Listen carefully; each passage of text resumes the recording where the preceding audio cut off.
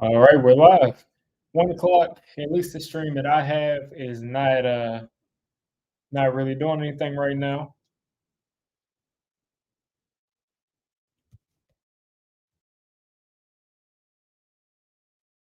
But hopefully I'm not too far behind and hopefully the game hasn't actually started yet because that would be unfortunate.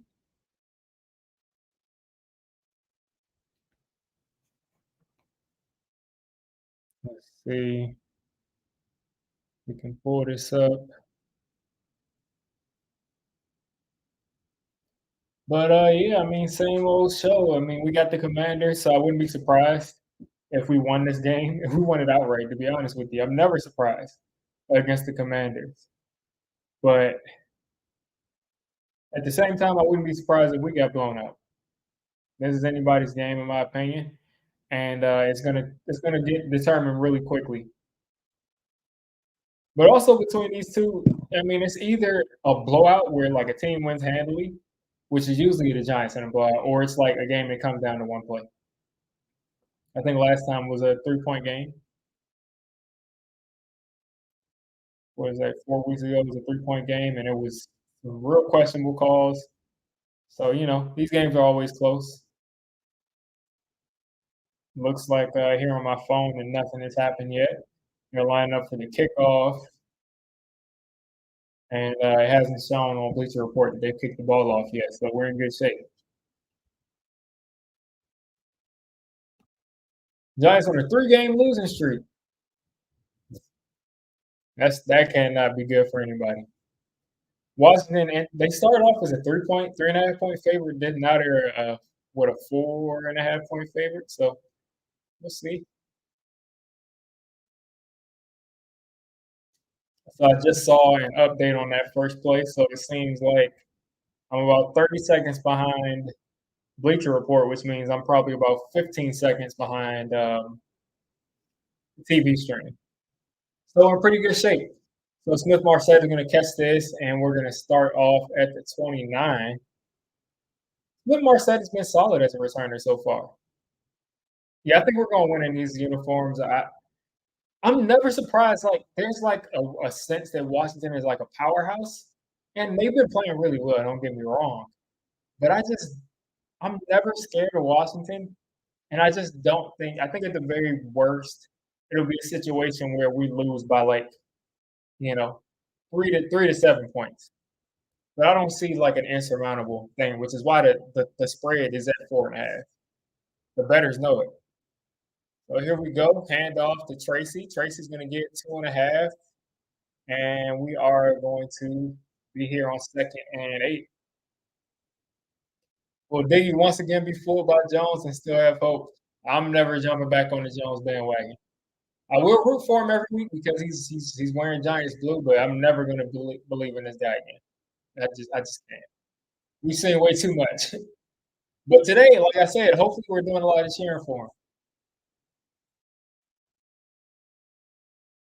Let's see. Looks like we got another run coming.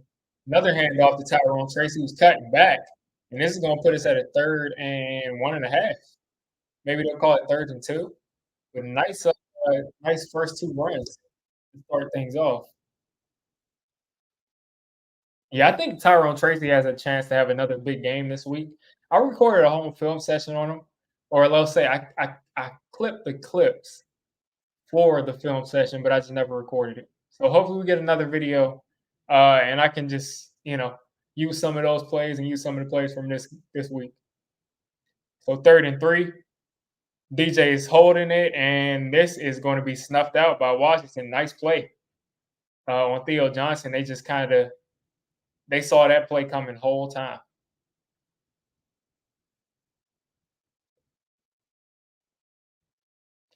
Jeremy Chin shut that down. 4th and 2 coming up. I've been painting my room, and I got my blinds down.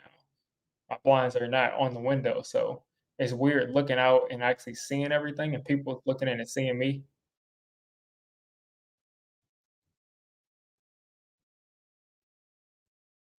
So 4th and 2, Matt Hawk kicking it deep, and he shanked it.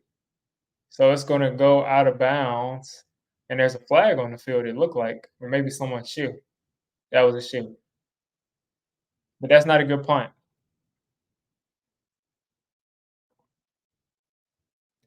And nice run to start things off. Nice first two runs, but we just weren't able to convert on third down. So I'm not going to say that we're necessarily in a situation where we're not going to be able to move the ball because we were able to run it pretty well. But we'll see.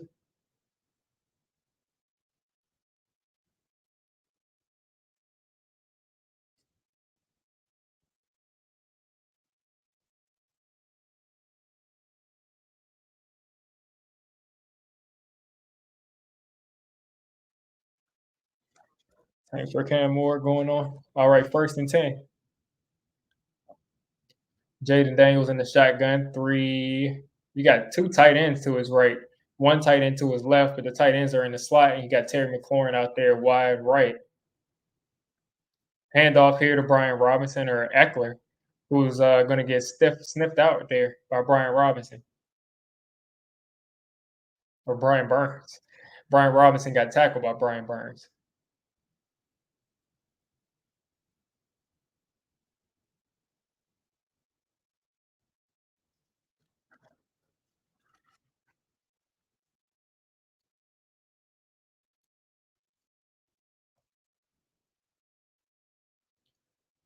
All right, so 2nd and 10 coming up after a 0-yard run from Eckler.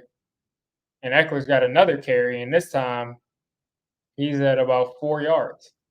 And I'm not sure if Brian Robinson's going to play or not. Um, I got him here on the screen, but I'm pretty sure he's limited today. But I thought he got cleared. So we'll see how that works out if Brian Robinson ends up playing. I wasn't able to. Okay, so he's inactive today. So third down here from Jaden Daniels. He's holding the ball forever, and that's broken up by Dory Jackson, I think. Yeah, that's the Dory Jackson there. So Brian Robinson being out is huge. It is huge.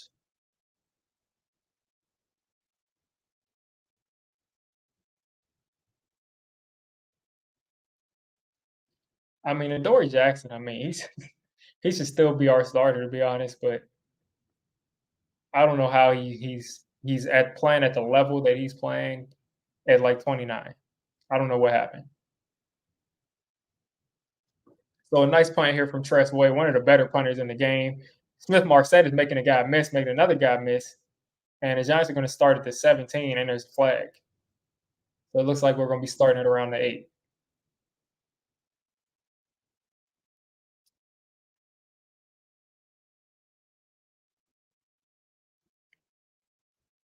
Let's see what that flag is.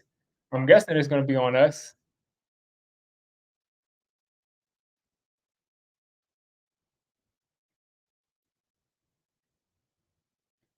Illegal block in the back. Okay, so we're going to go back half a distance to the goal. So we'll be starting at about 8.5 yard line. Time for a big play.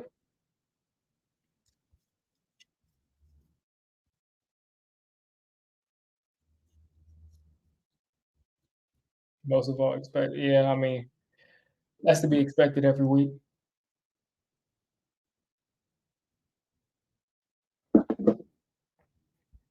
That's to be expected every week.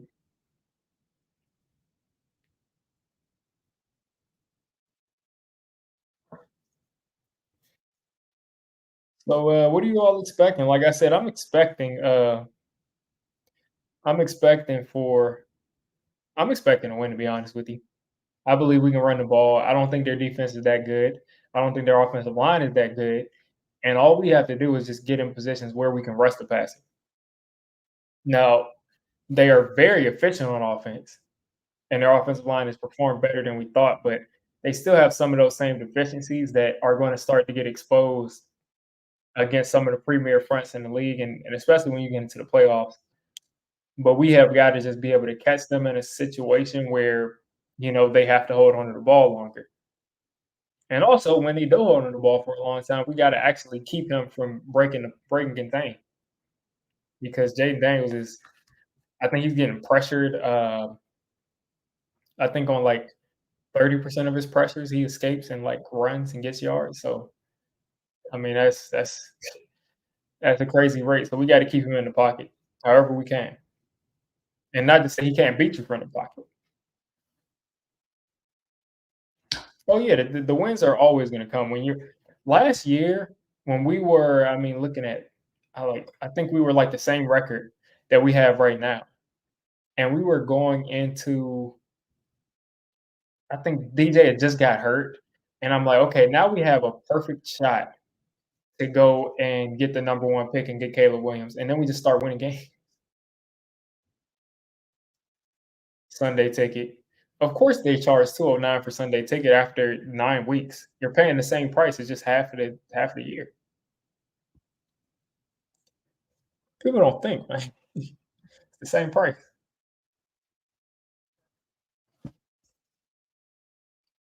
Yeah, we can't do anything right. Oh man, I hate seeing Wando Robinson on the field. I've just slowly started to have a disdain for the guy because he's just so hard to get the ball to, and when we throw it to him, it's always 2 yards downfield. Here we go, Wando in the slot, Malik Neighbors, top of your screen. Let's see another handoff to Tyrone Tracy, and Tracy's breaking tackles, and he's going to get about 4.5 yards here. We're able to run the ball pretty well. I like that Dable is committing to the run and Kafka committing to the run because we should be able to run this football against this team, and the big runs are going to start to come.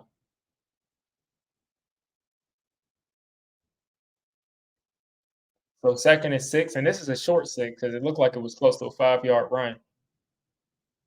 Slayton in motion. Another handoff to Tracy. Tracy up the middle, picking up the first down, breaking a tackle. And there we go. Like I said, some of these runs are going to start to open. Tracy already over, probably close to 30 yards already. And Tracy, I mean, I knew this was going to come. He's so patient and so sudden. I mean, I'm just glad this guy's finally getting a chance. There we go. Devin Singletary in. Bellinger in motion. And DJ has it this time. And Daniel Jones got a lot of space. He's running. And he's going to stiff arm a guy. And he's going to go out of bounds. There you go. I love that. I love that. Set the tone. Be aggressive. You got Chris Hubbard playing left tackle who hasn't blocked anybody yet. So the best way to get involved, I really believe that old Daniel Jones would have really turned the corner and scored. I really believe he would have been gone because there was a lot of space over there. So here the Giants are 3 or 4 straight runs.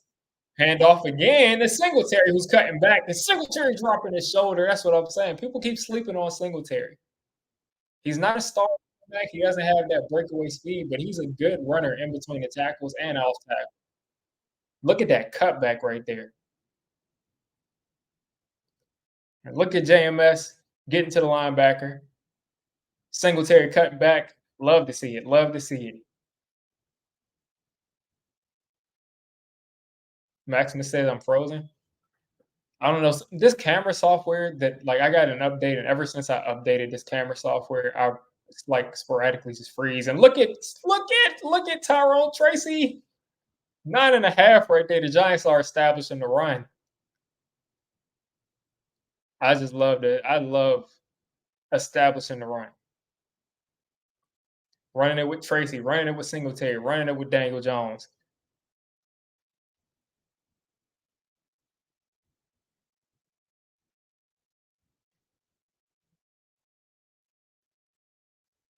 And the Giants have now run like 5 or 6 or 7 straight times. So the play action is going to feed families. The play action right there should feed families, and the guy dropped it. Daniel Jones. Daniel Jones literally tried to throw. He tried to throw the game away. That was the most ridiculous thing I've ever seen in my life. That's vintage Daniel Jones. That's the most ridiculous thing that Daniel Jones could have done, and he tried to do it. I think Daniel Jones wants to see the Giants have a new quarterback because look at that.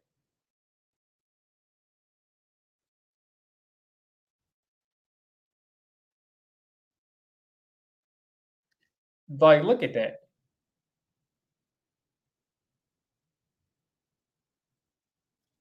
I can't believe that, man. Daniel Jones is so bad. Like, the guy is so bad. He just fumbled the ball. That's a fumble.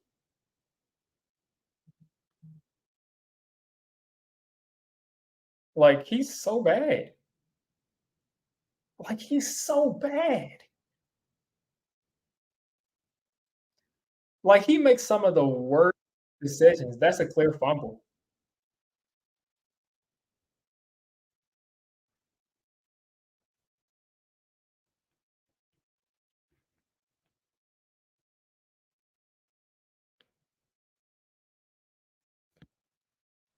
Yeah, he fumbled. That was an open hand coming forward. That's a clear fumble. Like, he makes some of the worst decisions under pressure that I've ever seen. Like, I mean, why get so loose with the ball right there?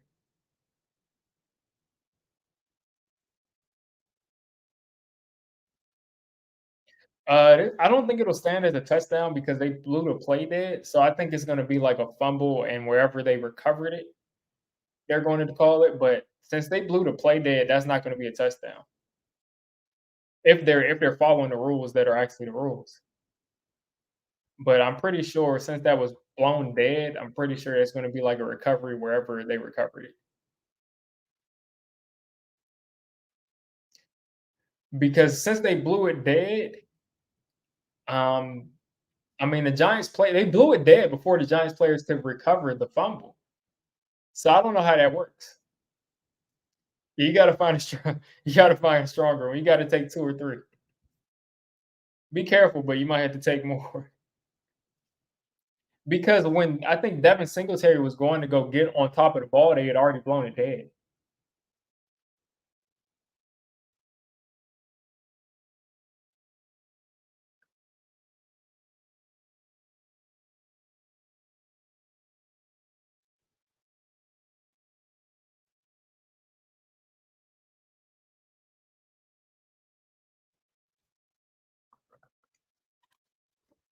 Because Devin Singletary was running for the ball. As he was running for it, they blew the whistle. So since they blew the whistle, I mean, I don't know how you can transfer possession there.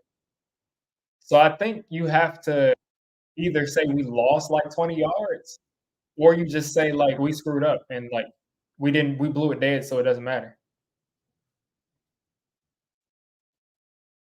They reversed it.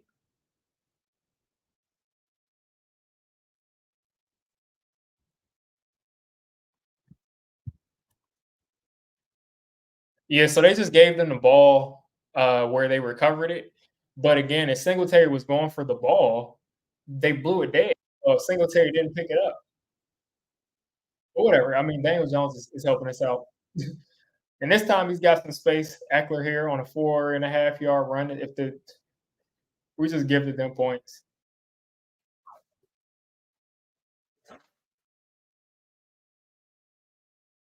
Yeah, that is very poor on both sides.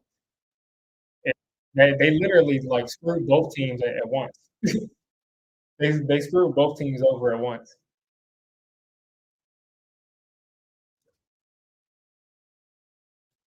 All right, JD taking a shot, and you got clear pass interference. It's clear you possibly have. Cordell Fly just attacked Noah Brown downfield, and he's surprised they threw a flag.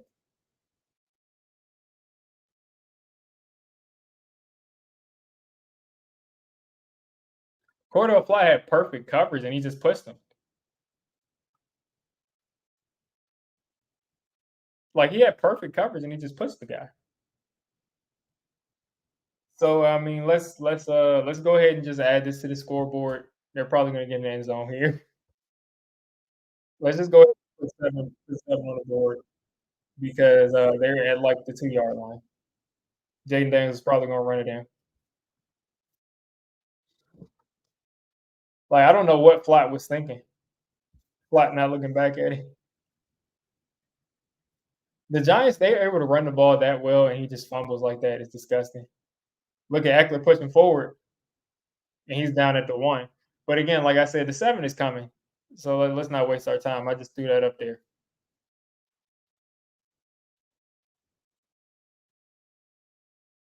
But the refereeing is so bad in this league. Like, the fact that they even blew that play dead is ridiculous. Like, the fact they even blew that play dead is ridiculous because the Washington should have had a touchdown, but then Singletary is going to try to recover the ball, and there goes McLaurin. Listen, if you run a slant against Banks on the goal line, it's a touchdown.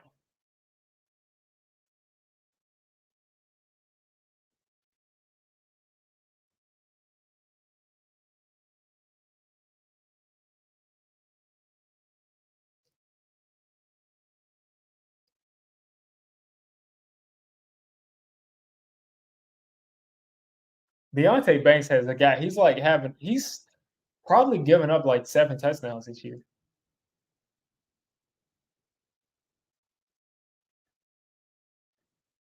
Like he's had to have given up 7 touchdowns this year at this point.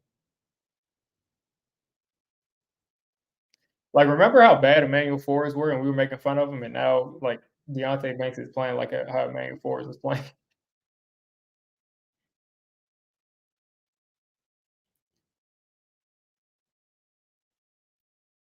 Like, who knows what's going on there? But I noticed this. I know like Deontay Banks was not playing this bad last year. He wasn't playing this bad at the beginning of the season either. Like, he was playing really great coverage at the beginning of the season. It's just gotten worse and worse.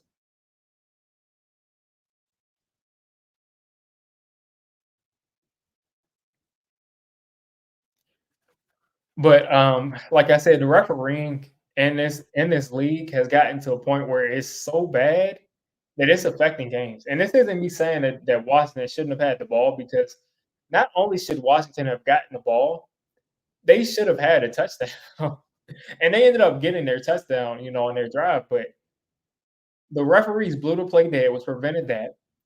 And then Singletary's in the mix. So Singletary is in the mix of looking at the football, and they blow the play dead, and Singletary's like, okay, the play is blown dead, so I'm not going to go after the ball. But guess what? Because you recovered the ball after they blow the whistle, they give them possession. So you took a touchdown for Washington off the board, the referees did, because you blew the whistle early. And you didn't even enforce that you blew the whistle early because you got the original call wrong. I mean, there's no way you can do that. There's no way you can do that because, like I said, you take a touchdown off the board first, and then you don't even enforce the early whistle that you blow. So maybe Singletary makes a great effort and recovers the ball, but since you blew the whistle, I thought it's always been play to the whistle. Now it's play after the whistle. Now it's play after the whistle. So when guys start getting hurt because guys are playing after the whistle, don't be surprised. Don't be surprised.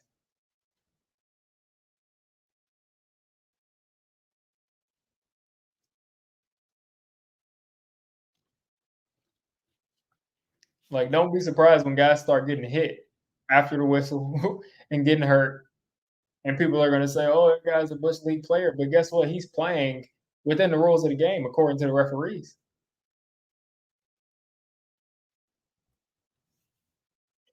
Shout out to Talking Eco for the 199. He says, how can a quarterback work so hard and still be he still be booty? I mean, I don't know. I don't know. I don't know. I mean, the guy is he's creative with it. Like, he's so creative with it. He finds new ways to be Daniel Jones. Like, he finds new ways to be Daniel Jones. And look at Eric Gray trying to reverse field. He's across the 25 at the 27. But to run the ball as well as you do and then turn it over is disgusting. 6 runs, 54 yards, and then you turn it over. Appreciate that, T Minus. Appreciate that. I mean, listen, this channel is the only reason I watch this team too. Oh man. Here we go. 1st and 10. 6:57 left. The Giants are probably going to try to get back to the run. I bet now it won't work. Handoff here to Singletary, and it does work. As he's going to get 4.5. Glad to see all the holding calls have gone away. Meanwhile, the Falcons are up 7-3 on the Cowboys.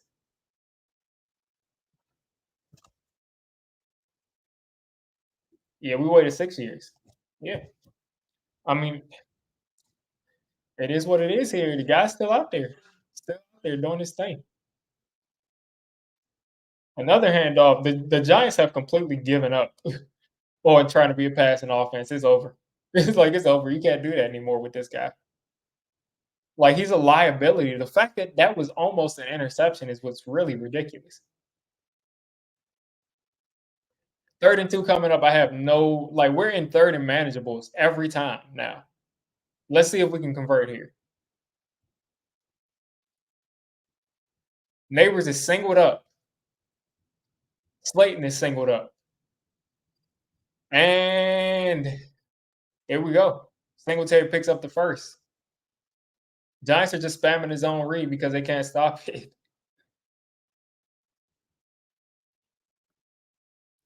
Good to see if they have trust in their running back and the offensive line because that's the only way we're winning this game.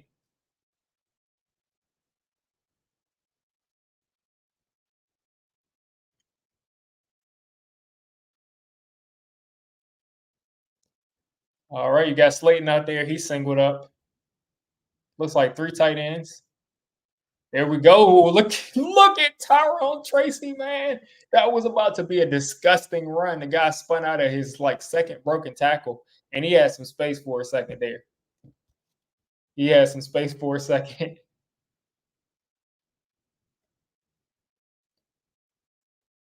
He initially made the first guy miss. Then he spun around, and he had space. He had space there for a second. He had space there. His neighbor's playing, yeah, but he can't be a factor. Listen, remember when we said, and he's getting pressed at the top of your screen. It looks like they're giving him some space. Delayed run there from Tyrone Tracy, and he's picking up 5.5, 5 on 2nd and 6. This will make this a what 3rd and 2, 3rd and 1.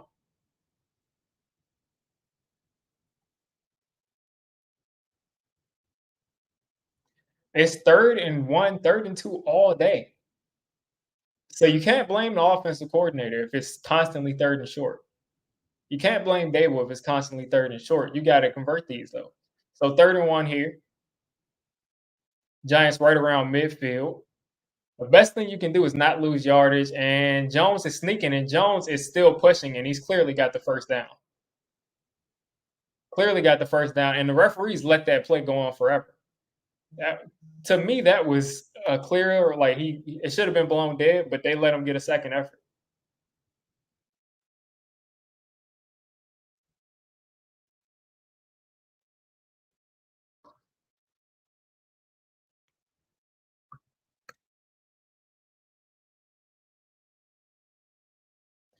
So yeah, they let DJ keep fighting for it, and we got a first down. Yeah, Slayton and Neighbors are there. It's cardio today. It's cardio. We just got to run the football. We just got to hope that Tyrone Tracy can win us a football game. Look at Tracy.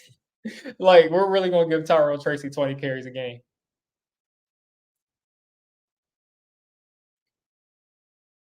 Like you got to just run the ball. That's the only shot. It's like a 1990s Big Ten offense. Yeah, you just got to run the ball. That's the only shot we have at winning this football game. Tracy already at 44 yards. They got a blitz coming off the edge, and look at Tracy cutting back, and he's about 2 yards short of a first down again.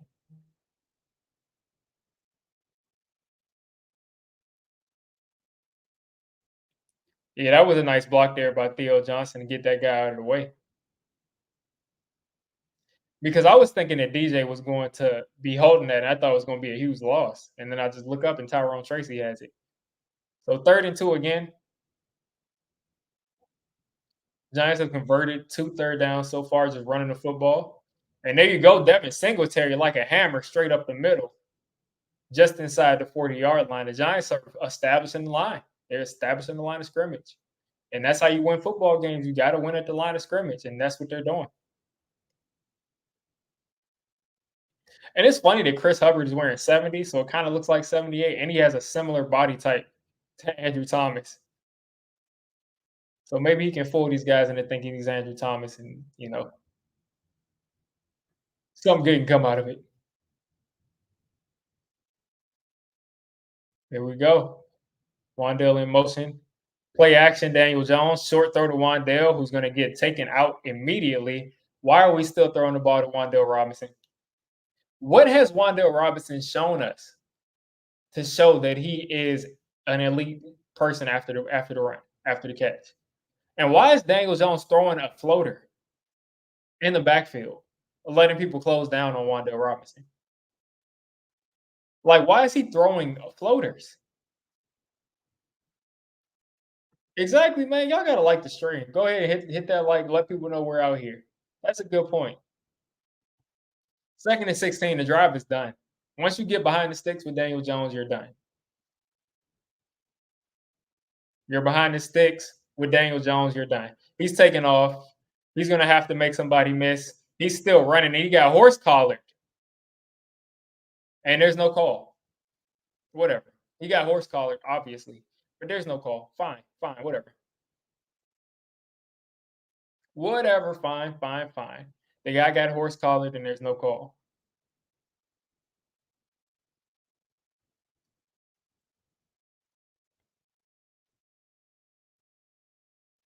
Isn't that an illegal tackle? Whatever. Here we go, 3rd and 5. The Giants are finally in a passing situation on 3rd down. Whoa!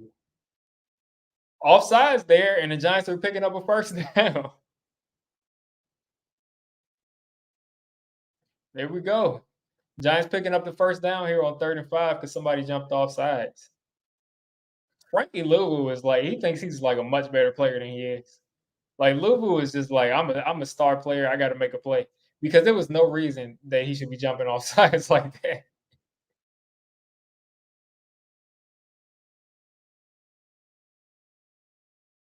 Yeah, we got a penalty in our favor. Jalen Hyde on the sideline, chilling. Got the beanie on. He's like, I'm not playing at all. Like he should know he's not playing. I remember at the beginning of the season, we were all thinking that Jalen Hyatt was going to be a part of this offense. We were wrong. We were wrong. DJ's broken, yeah. Like I said, we're just trying to. My whole thing is like, I just want things to be entertaining. I just want things to be entertaining long enough for us to get through the season. So like, we can actually like, like have fun watching the team. We can have fun on stream. It doesn't matter about when. I mean, of course, I want to win every week, even though I, of course, would want a higher pick. But at the same time, I can't root for my team to lose. I just want to have some entertaining football. And it looks like Tyrone Tracy is going to be our key to entertaining football because we can't get the ball to Malik Neighbors. As soon as AT is out, I mean, the season's over. Like, he's the MVP, clearly. Running is better than taking a knee. Yeah, I don't even remember. I blocked that out of my head. I don't even remember the specifics of Joe Judge taking those knees, but I remember I didn't like it. I remember I didn't like it. So I'm glad that part of my life is over.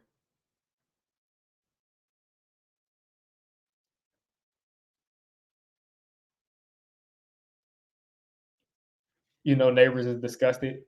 I think, yeah, I think Malik is. I think he knows what time it is. I think Malik Neighbors knows they're not going to be able to throw the ball to him consistently until they get a quarterback. And like I said, Malik Neighbors is still probably going to get 1,000 yards.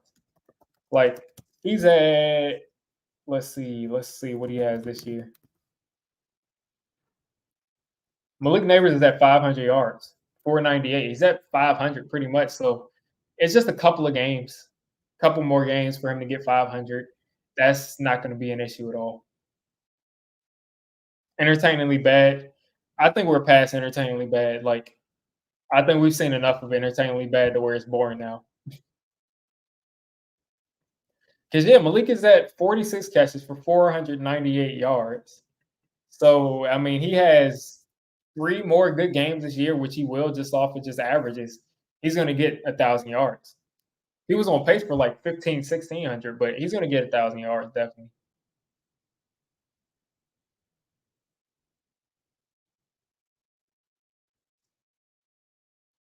31 here. That should have been a let's see, Daniel Jones picks up that first down easily on the sneak. But 3rd and 5 usually means a 5-yard penalty gets you the first down. That's what that usually means. But who cares? We got it. If they lose this game, do they bench DJ the rest of the season? I don't think they're gonna bench him.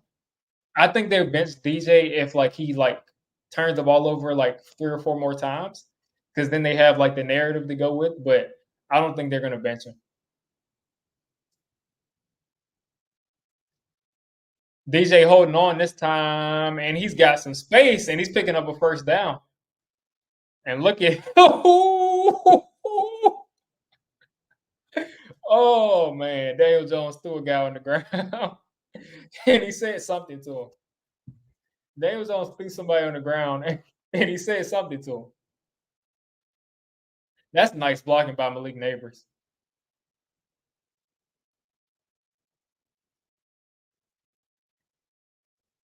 That is hilarious to me.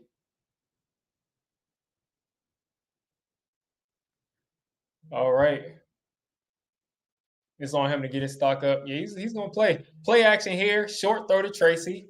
Tracy's got to make a guy miss, and he can't. But the Giants do pick up about 3.5 yards.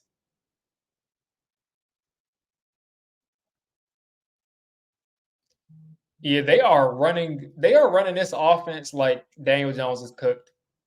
Now I know they can't drop back because Chris Hubbard is blocking at left tackle, so they have to run it this way. But they're running this offense like they don't trust the quarterback at all. Quarterback or left tackle to be fair, but you know it is tough sledding out there. But at least Chris Hubbard can run block.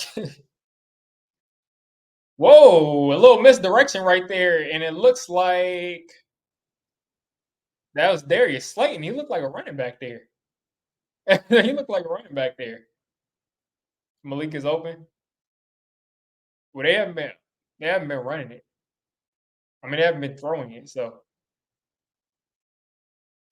yeah, he fake pitched it to Singletary and gave it to Slayton. And to be honest with you, if Singletary would have gotten that pitch, he had a lot of space too.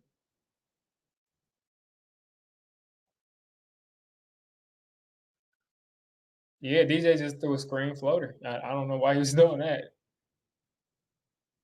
All right, Giants going back to the run. DJ trying to get it up to Chris Manhertz, who gets a touchdown. Last time he got his touchdown taken away, and out of all tight ends, I'm pretty sure the first tight end to score a touchdown this year is Chris Manhertz. Is he the first touchdown? If he's a first tight end, is he the first tight end to score a touchdown this year? I think he is. Giants receiving stats. I got to see because I think he's the first tight end for the Giants this year to get a touchdown. Let's see, receiving touchdowns. Three. Yeah, Chris Manhurst is the first tight end this year. Who would have guessed? Who would have guessed? DJ finally throws a touchdown at home. The first time since 2023, Daniel Jones throws a home touchdown. He throws a home touchdown the first time since 2023. What a ridiculous guy. What a ridiculous guy. I mean, like, it's just so funny at this point because, like, I don't personally hate Daniel Jones because, like, I don't think he's like a guy that's just not working hard. Like, the guy that just don't work hard, it's like, you just get sick of those dudes because you're like, he's not even trying. He's bad. He's not studying. He's not doing this. He's not doing that. But Daniel Jones is studying. He's there before everybody. He's working out. He's just not good. So I don't personally hate him. But he's just such an interesting guy to have on your team as your quarterback. That's all I'll say.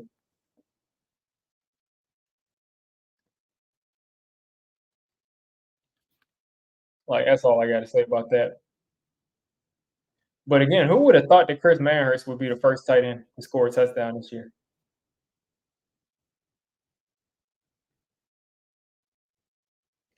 I'm no longer blaming Dable. Yeah, I don't think Dable's an issue. Like, look at the positions that we're in. We're in 32, 31. Like, I mean, I'm not blaming Dable at all. I think he's the right guy. I think we just don't have the quarterback. Yeah, I would love to get Cam Ward in here. I would love to get Cam Ward in here.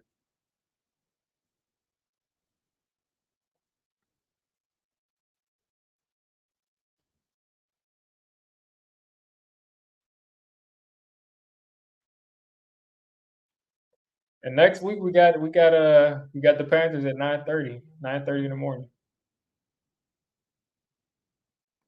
And we're writing in that game next week as a win. Maybe it's not. If we lose to the Panthers next week and we lost this game, that's gonna be like a huge thing as far as the draft goes.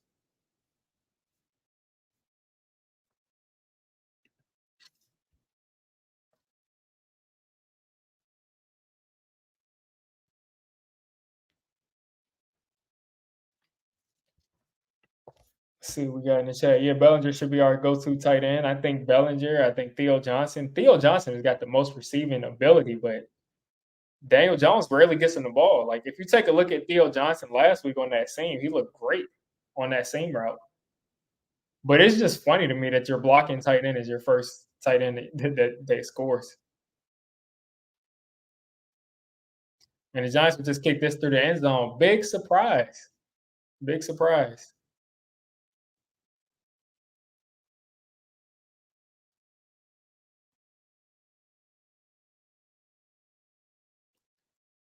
The Giants have already run for 140 rushing yards.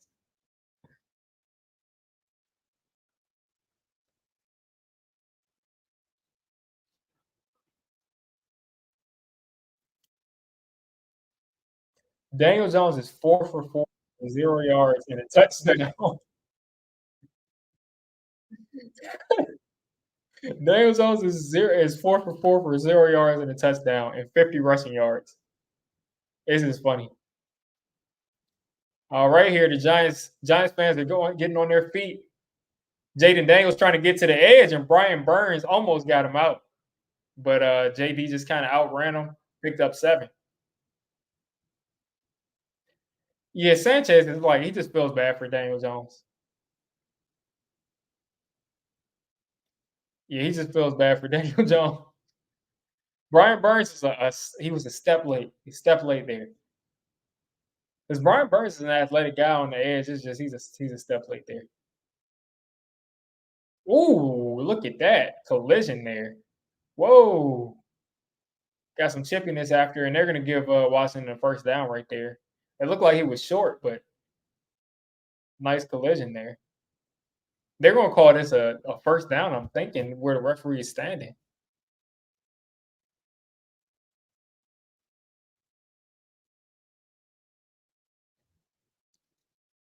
So yeah, Brian Robinson being out is a huge thing. Gives us an advantage. So Jay Daniels is gonna have to step it up, and he's got space, and you got a guy wide open. Noah Brown, 1-on-1 against Deontay Banks, it looked like. And Deontay, you can be giving up catches to guys like Terry McLaurin, but yeah, I don't know what was going on there. I don't know who was in coverage because no one was near him. I hope that David doesn't throw a flag.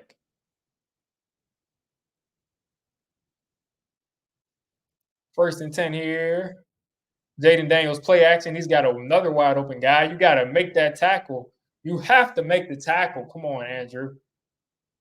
Wrap him up, man. Like you came with the initial contact. You got to wrap him up.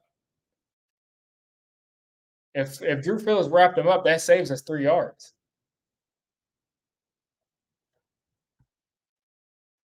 Yeah, the bank been open on Sunday, man.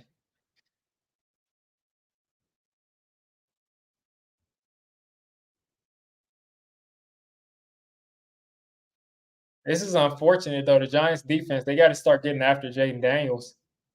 And there's Austin Eckler with a lot of space up the middle. Way too much space there. They're running the football, and I just heard, I think Burkhardt say, running the football against the Giants defense has been easy.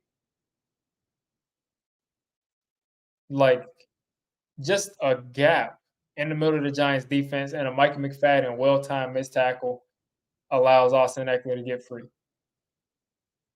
Because they haven't been able to run the ball to this point, but that run lets them know, well, listen, the Giants defense will fold. Here we go. Screenplay to Austin Eckler. Get him down. Come on, man. Here goes Washington. Here they go, moving the ball.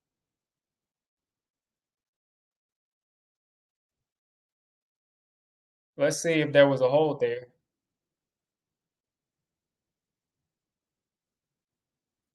That is, I wouldn't call that a hold. I just think he just kind of took the guy out. 2nd and 1 here. Jaden Daniels and the pistol. 2 tight ends right. And Jaden Daniels is trying to make something happen, and he's going to lose a yard. Nice job by Azeez Ojulari to shadow him. That is not easy. And they're laughing with each other about that.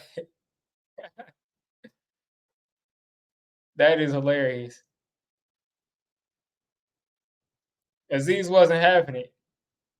Azeez wasn't having it right there. Azeez wasn't having it.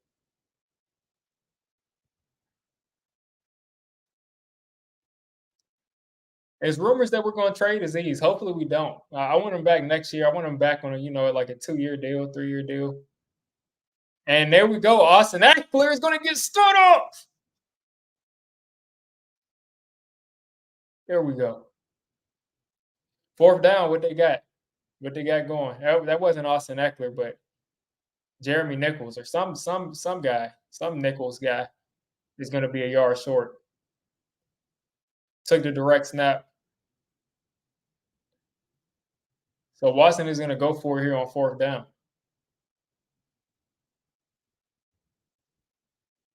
4th and 1. Washington is 9 for 9 on 4th downs this year.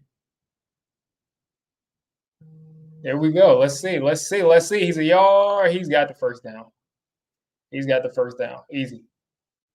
So Washington is 10 for 10 on 4th down.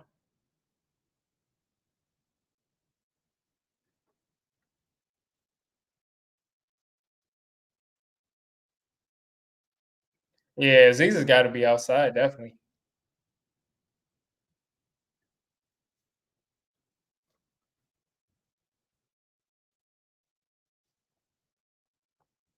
That's just unfortunate, man. All right, well, Washington driving again. Washington is at the 6. Hand off to Eckler, who's going to get met. And they are just still pushing the guy, and he's going to be down inside the 1. I mean, I don't even know what to say about that, if that should have been blown dead or not. And then the offensive lineman just pushes Bobby Okereke. I think that should have gotten blown dead. Oh yeah, Austin Eckler is not 5'9". Another physical collision, and Austin Eckler is able to reach across, and that's a Commander's touchdown. So it looks like either this is going to be a shootout or a blowout. How do they want it? Shootout or blowout?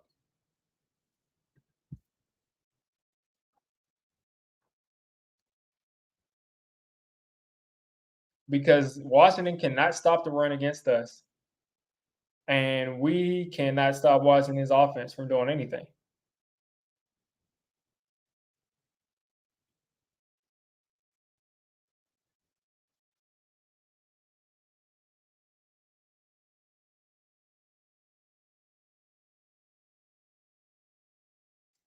Either shootout or blowout now, because we are midway through the 2nd quarter. Washington's offense is kind of hitting their stride.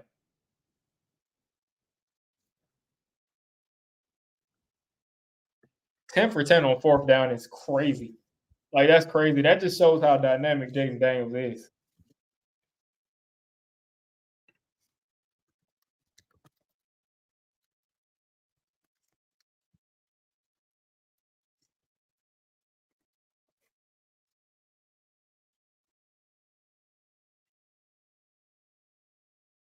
Daniel Jones is literally, I mean, like I said, that's hilarious. Daniel Jones is literally 4 for 4 for 0 yards and a touchdown. No incompletions. He's got 118 quarterback rating.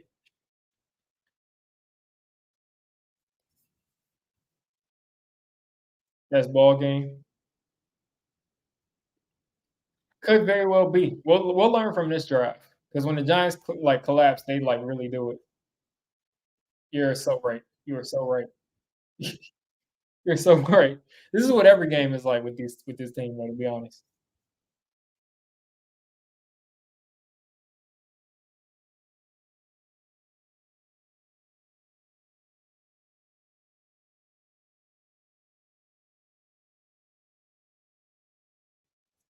But they just kind of just grabbed them, and I mean, the offensive lineman came and just finished the job. Offensive lineman came and just basically tackled them forward. So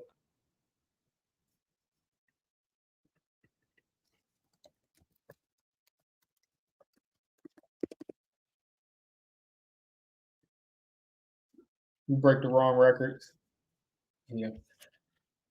The Giants have got to figure out a way to do something on defense because right now the defense doesn't look that good. Washington does so much misdirection and so much running that that's going to be a weakness for the Giants defense. But even when they do their straight up dropbacks, we have got to get to the quarterback because he's a little bit too much. He's a little too comfortable.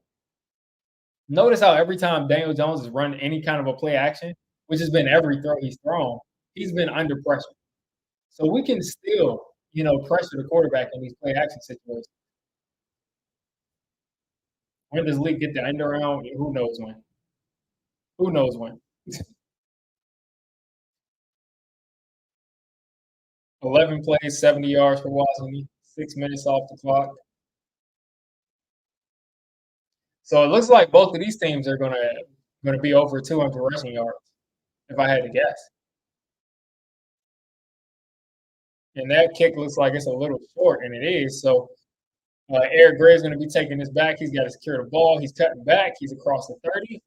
So the Giants will start off at the 34 instead of the 30. So decent return on that return. You get what I'm saying?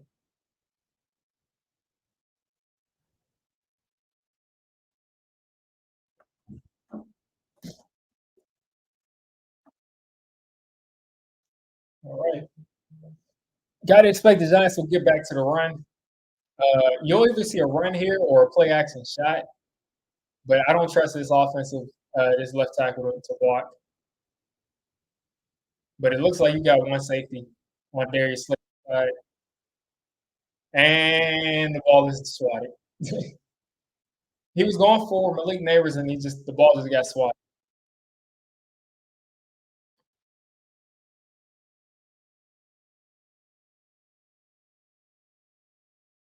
Yeah, yeah, that was going to be a throw to Malik Neighbors, and he had a lot of space, and that's so unfortunate because Neighbors in the open field is a problem, and we just can't get it to him. We just cannot get our best player the ball. Here we go, and here goes Washington stepping it up against the run on this play at least.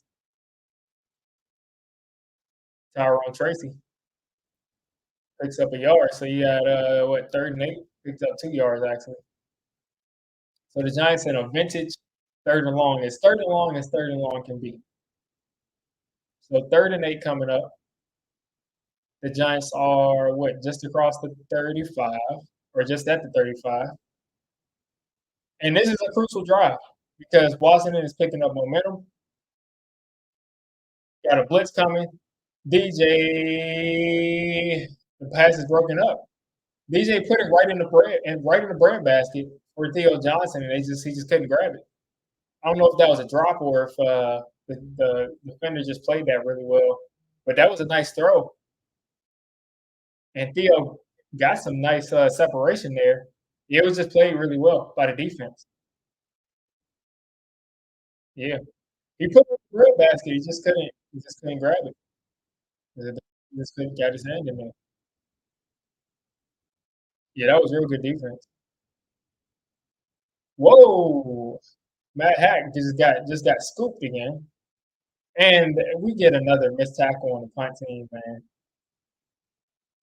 Nick McLeod missed that tackle.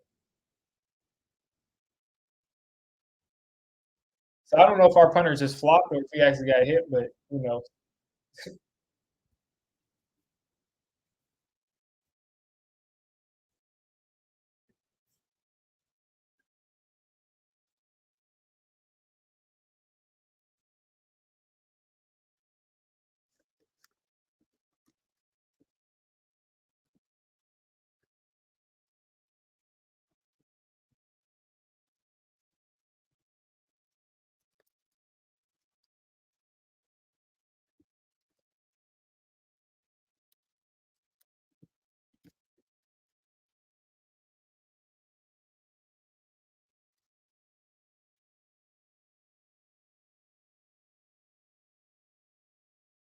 God, please don't let it blow out. Just keep this game entertaining because as soon as they start to stop the run, as soon as we start to not be able to run the ball, the game is going to get really ugly. Really. And who got the ball out of the half? Who got the ball first? Washington got the ball first, so we'll get it out of the half at least. You should have never started Neighbors. Yeah, I got Neighbors starting too, and he's been like a great option as far as PPR goes, but he's not getting anything anymore. Like I might have to bench him. I might have to bench him next week if this is going to be the Giants' offense.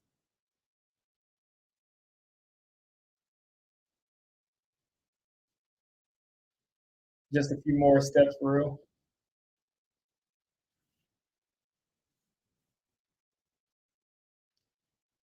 Yeah, I mean, if Neighbors catches that ball on that slant route that got tipped, he's probably running for like 30 yards at least. This game will be worse than the front.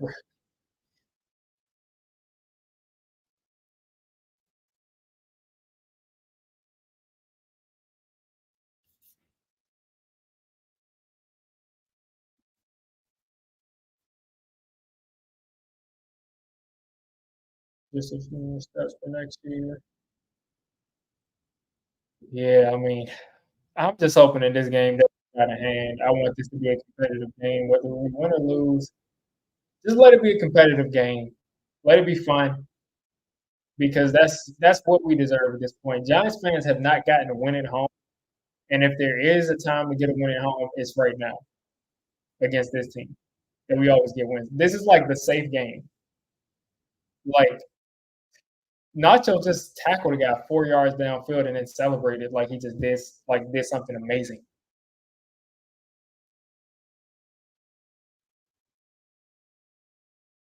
Andrew Phillips trying to figure out where to get lined up.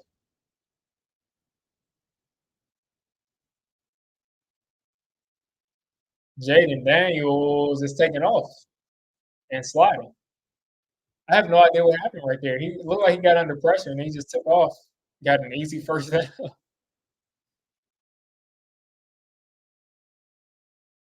They got Dex double.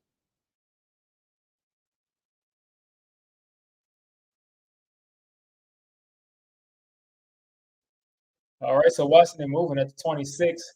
Hand off here to Eckler, who's trying to cut back, and he's going to lose a yard, and he's literally getting carried by Andrew Phillips. Andrew Phillips picked the guy up. Eckler at like his advanced age has got to be like, why is this kid picking me up? Let's see, Dex blew that play up, and then Drew Phillips came and just picked the guy up. Oh, Drew Phillips and Cordell Flock picked him up. Dex off the field here on 2nd and 11. So watch the middle of the field. Watch the middle of the field. Let's see. JD has got forever to throw the ball. He's got forever.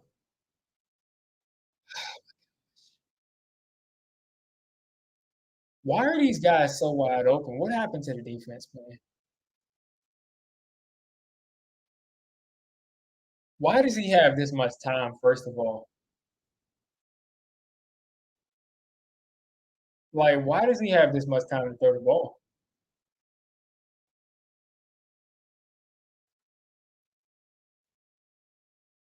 3 minutes left in the second quarter. Handoff here to McNichols, who's going to get tackled here for a 3-yard loss. That just disgusted me that he got that much time to throw that ball. And look at the Falcons. Darnell Mooney catches the pass from Kirk Cousins, and the Falcons are now up 14-3 on the Cowboys. I was thinking of going to that Falcons game here in Atlanta, but it looks like the Falcons might like blow the Giants out. I don't even know if I want to deal with that in person. I don't know.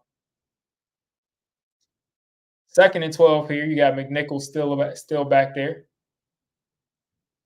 JD and the shotgun. This time it was a little bit of a pass rush.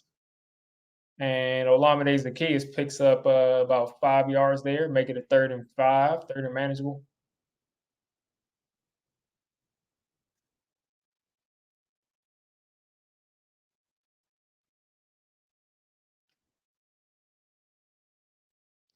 Yeah, and it looks like Washington is going to wait here. Jaden Daniels is 6 for 7, 66 yards and a touchdown.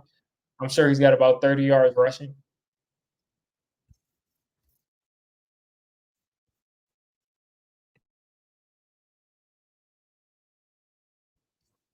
Miss Fat Dable.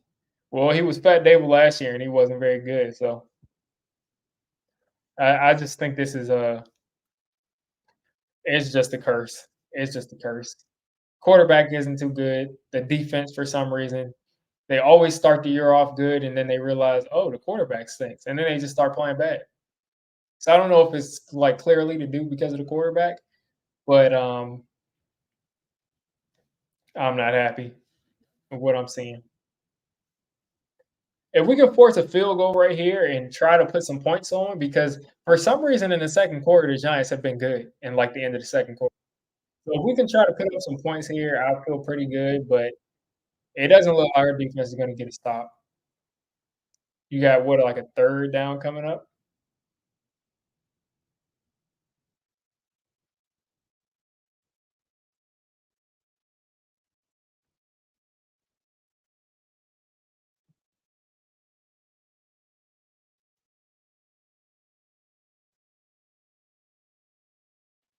Let's see.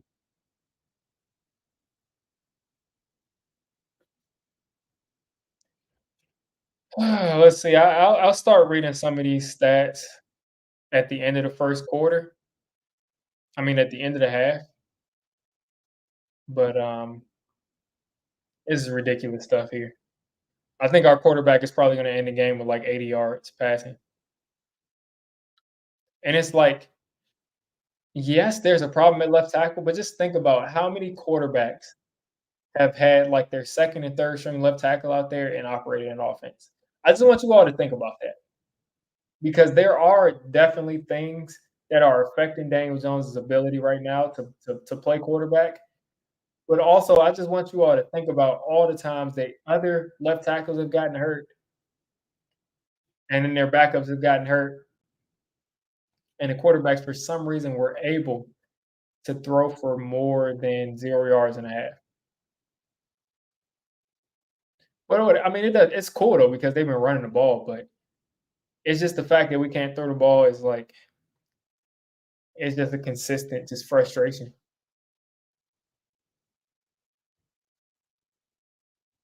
Yeah, exactly. He had 0 yards on the touchdown.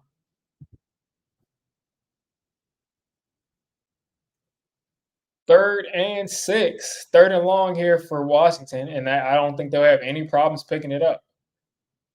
I don't think they'll have any problems picking it up. You got a guy right there, and he's going to spin forward, and they're going to be a yard short. Guess what? They're going to go for it. Guess what? They'll probably go for it. Here on 4th and 1, they've converted 10 for 10 this year. They'll probably go for it.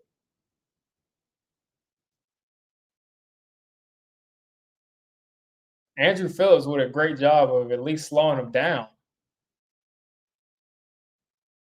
And Washington is 100% going for this. 4th and 1, Jay Daniels is in the pistol. Look at how far they're playing off the line of scrimmage of these receivers. And Eckler, it looks like he picked it up. They're going to give it to him. They're going to give it to him. Let's see.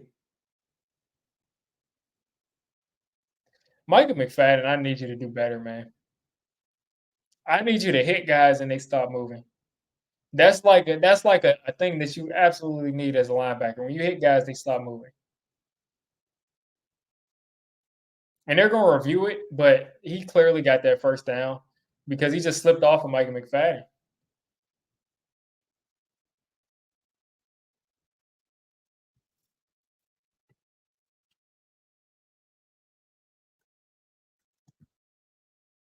McFadden right there got him, grabbed him up, and he clearly picked that first down up. Clearly picked that first down up.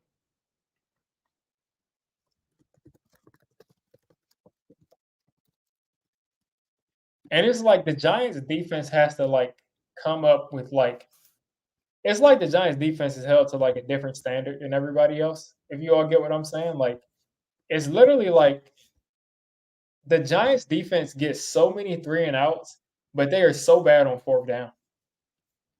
Like they are so bad on fourth down. So it's like when you give up a fourth down after fourth down, you lose the time possession game. You're on the field forever. You know, I mean, most of the time, if you're giving guys fourth downs, if you're giving teams fourth downs, you're probably going to give up touchdowns. So it's just unfortunate. And this is 3rd and 6 here that we allowed them to get into 1 yard and then go for that first down.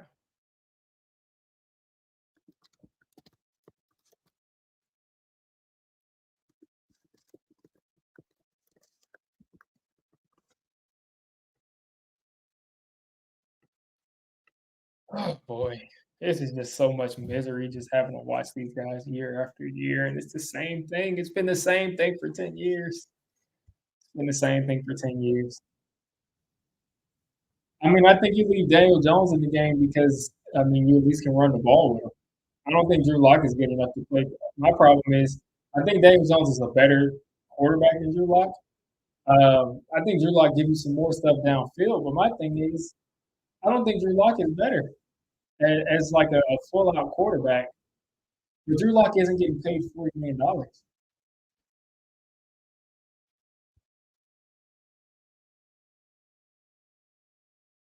This drive is already 15 minutes long. Our defense can't sustain this. Well, guess what? The defense should get off the. They should get off the field. I mean, that's they should also get off the field. Yeah, the offense has had some a couple of short drives, but right now our offense is still winning the time possession. That's going to change, and I think in a couple minutes. But they got to get off the field.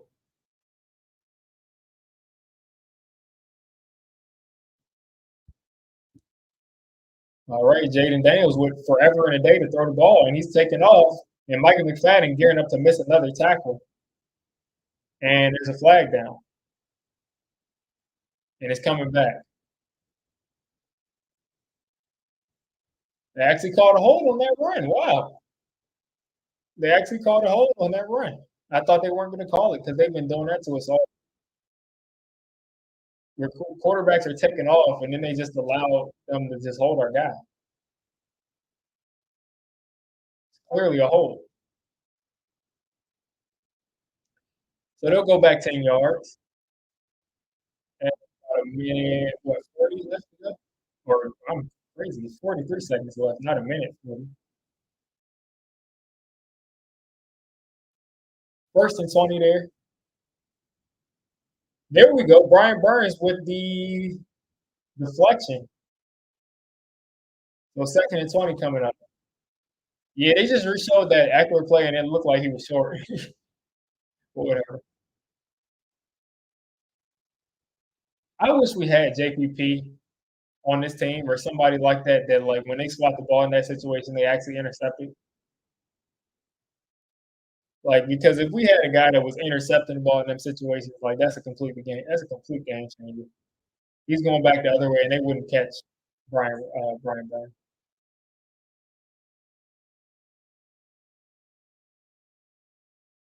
Yeah, they gotta use a timeout because I think something's going on with Washington. They're like they were really confused. You say lock and hand off. Yeah, Block isn't gonna give you the RPO stuff as far as running the ball off of the option that DJ is. But I mean, if you're just trying to, I think he will probably give you a couple of throws that DJ probably won't attempt, that he can make, but probably not attempt. But it is what it is. If your plan is to run this ball and run this option the way that they've been doing it, I think DJ's your best shot.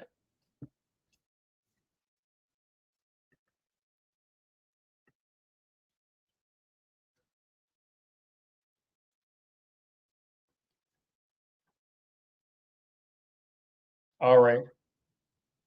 2nd and 20 here. They're about 8, 9 yards away from field goal range, whatever they call it. Jaden Daniels is handing this off, and Jeremy McNichols, I think that's his name. I still don't know this guy's name. I think it's Jeremy McNichols.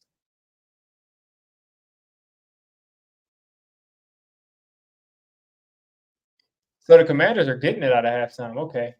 Yeah, we did get the ball at the beginning of the game. So the Commanders are getting it out of the half. So we got to get a stop here.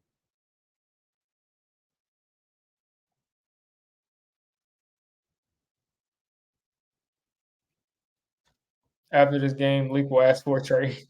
I think Malik Neighbors is holding out for next year. I think he wants Cam Moore here. This is, of course, complete speculation, but I think he's like thinking like they'll get Cam Moore out of quarterback.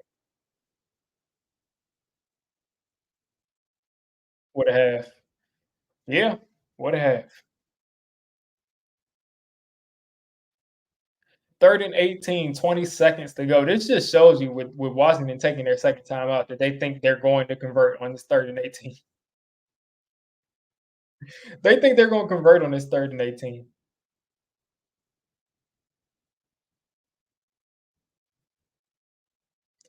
3rd and 18. How much you want to bet they'll convert it? How much you want to bet they'll convert it? Short throw.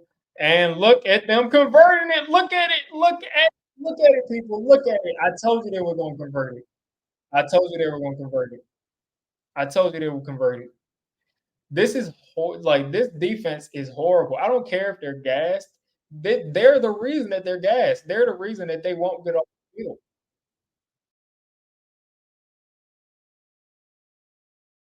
Andrew Phillips has got to make a tackle. How are you getting stiff armed by that dude? Diami Brown, man, come on now.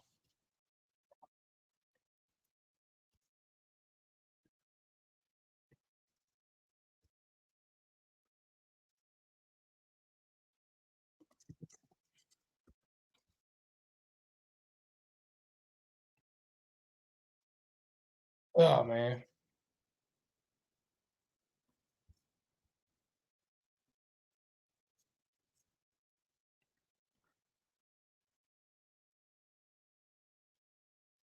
here we go. Look at Deontay Banks, man. All right, Deontay Banks, man.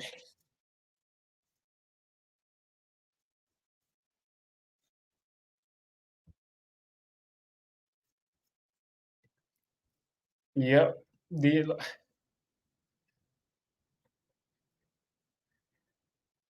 How do you allow that? How? What are you doing? Just stay in your back pedal. Just stay in the back pedal.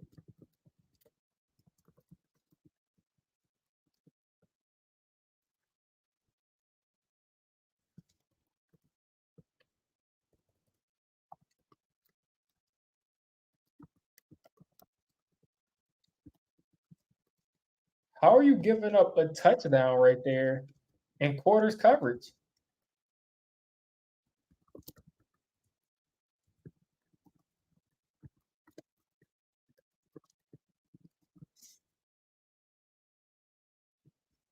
This is really silly. This is just so silly. I mean, at this point, like the Giants defense is they are the reason that this is happening. You haven't touched the quarterback yet. Like, you have not touched the quarterback all half. And what are we at? Are we in the a half yet? Because Washington is gonna come out and score another touchdown.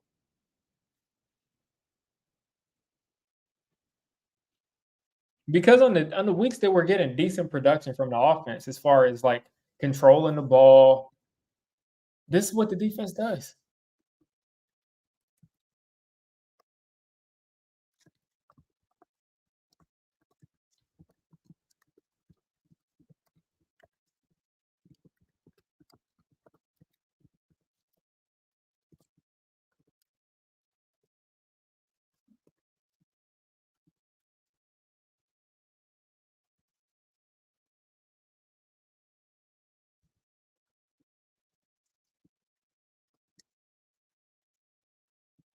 Here we go, Smith Marset trying to make something happen, and he's gonna go down. That's gonna take us into the half. I just can't believe that he gave up a touchdown there on a sluggo in quarters coverage. It's a sluggo, and it's quarters like you're literally your responsibility is to make sure the guy doesn't get behind you, and you somehow found a way to mess that up.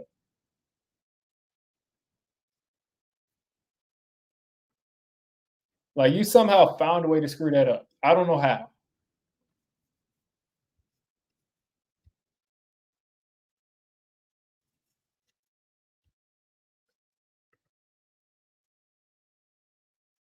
Is Jerome Henderson really that great of a coach? I think he is because I've seen everybody. I've seen, undrafted guys, third round picks, fourth round picks. I've seen a lot of guys develop. It's just Deontay Banks is just taking a step back this year. And I think they're starting to realize that Deontay Banks has issues. I think the scouting report on him is that he has issues on in breaking routes. So on these slants, he's getting cooked. And then when he's not getting cooked on these slants, you see things like these sluggo routes where, and look at that nice play. But on these sluggo routes, he's so afraid of the slant, even when it's not his responsibility. He's so afraid of the slant that he's getting cooked on these sluggo.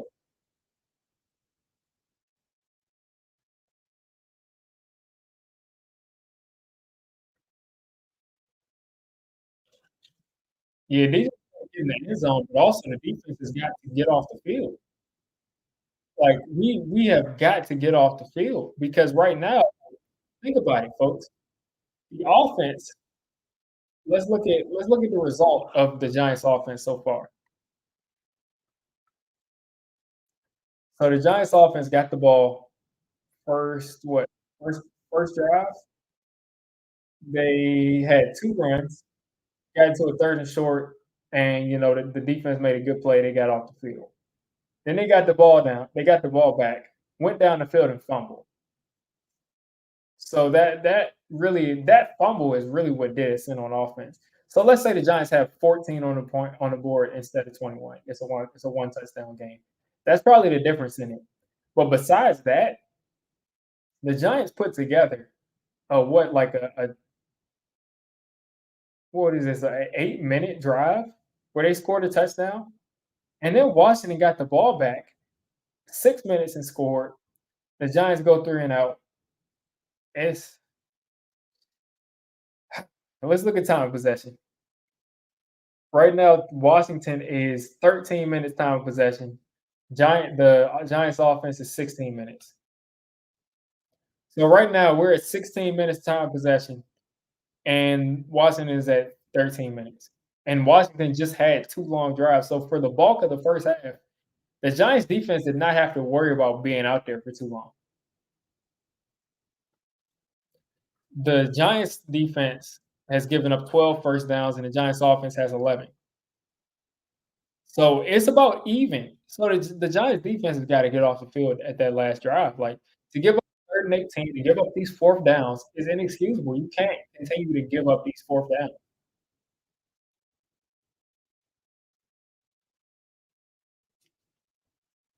Two penalties each. The difference in this game is the Daniel Jones turnover and the defense not being able to get off the field. But the Giants offense has 142 rushing yards in the first half, and we can't get anything out of it because the defense and Daniel Jones, of course, but the defense too is just like playing horribly.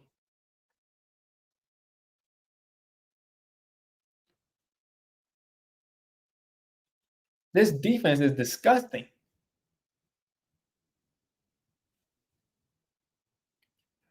But yeah, they've got to probably thought the stats weren't updated. Yeah, technically we have -8 passing yards because there's a sack, but um who knows, man. There was a throw that should have been completed, but we've only thrown it, I mean, 5 times, I think, 4 or 5 times.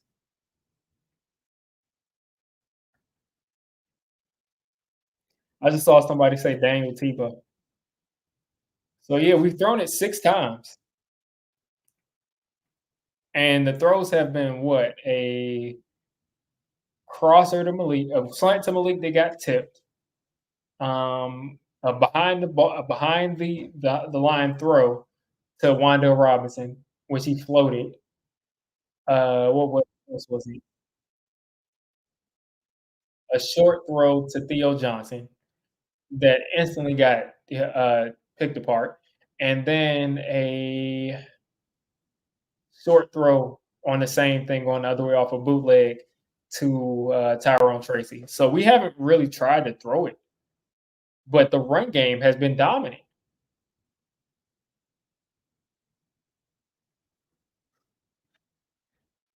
The run game's been dominant. It's just the defense, like to give up as many third and longs as they have, and to call themselves a dominant pass rush and defense is inexcusable.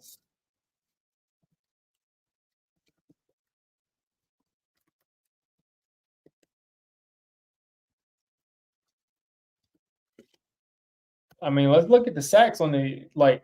Let's look at the sacks. Like we have the highest sack rate since 2000 right now. We have the highest sack rate since 2000. Right now, the Giants have 4.4 sacks per game. Denver has 3.8. Let's see if I can pull up. Giants are at 35 sacks. The Jets are at 31. Um, the Giants have one interception this year. That's crazy. But 7 forced fumbles. So that's towards the high. It's towards the high part of the league. But let's go over some of the stats. Yeah, solid, crisp, but the defense has had a couple of bad games. They've had a couple of bad games.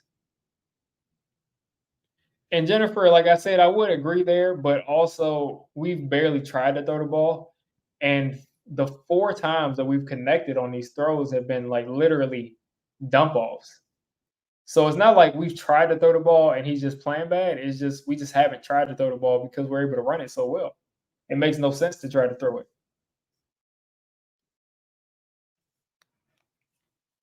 Now, I will say that he's made some bad plays. Like I'm not saying he's like played well, but I'm saying we haven't really tried to throw the ball.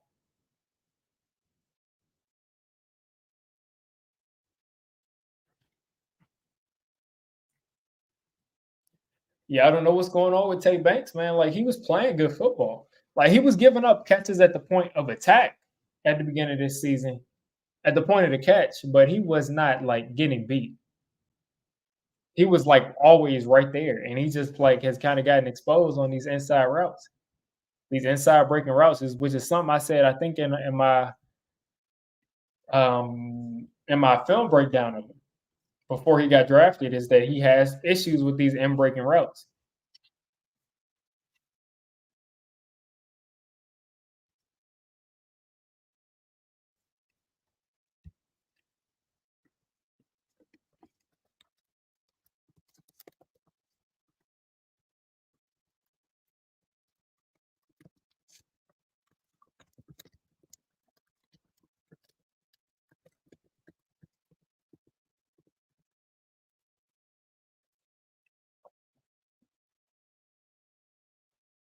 I just need to see something better than what I've seen, man. Like the fact that that defense did that is just the most annoying thing to me right now.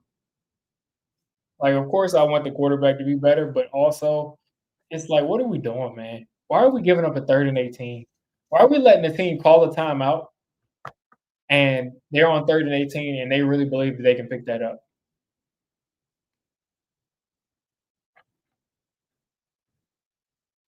Who do I got other than the Giants? I've had the Lions since the beginning of the season. I think the Lions are going to win the Super Bowl, or at least they should. Who knows? They might get to the playoffs and start playing different, but I have them winning the Super Bowl, at least for now.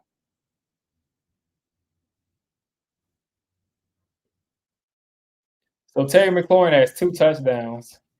Hopefully, I'm not playing against him in fantasy. That'd be just a double, if you get what I'm saying. He'd be messing my team up and my fantasy team.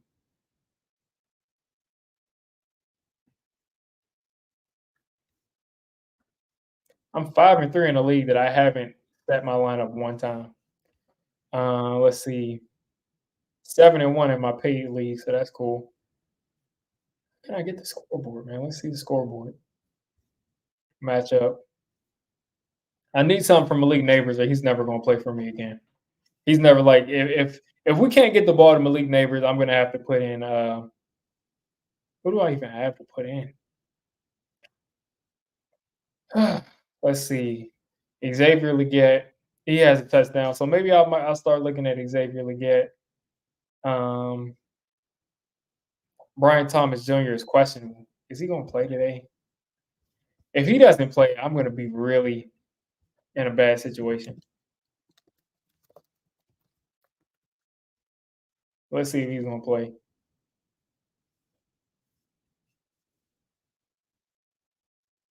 Okay, looks like Brian Thomas Jr. is going to play. Cool, cool, cool. Okay, my fantasy team's back up. But yeah, I need some stuff. I need something from Malik Neighbors. I should have been bench Neighbors. Yeah, I mean, he was playing so well for me, of course. Like, he was a number one fantasy receiver before he got hurt. It's just they've kind of like, you got Tracy starting. See, I don't even have Tracy on my team. I'm sure somebody's picked him up after he's had this second good game. He was available a little while ago. Let's see. Yeah, he's still available. He's still available. So I might pick up Tyrone Tracy and drop. I don't even know who I would drop. Did Ayuk like actually tear something up, or did? Because I got him on IR. I got 3 quarterbacks. I'm gonna probably drop Derek Carr because I got 3 quarterbacks. I got 4 quarterbacks. Yeah, I'm probably gonna drop some of these quarterbacks and pick up Tyrone Tracy.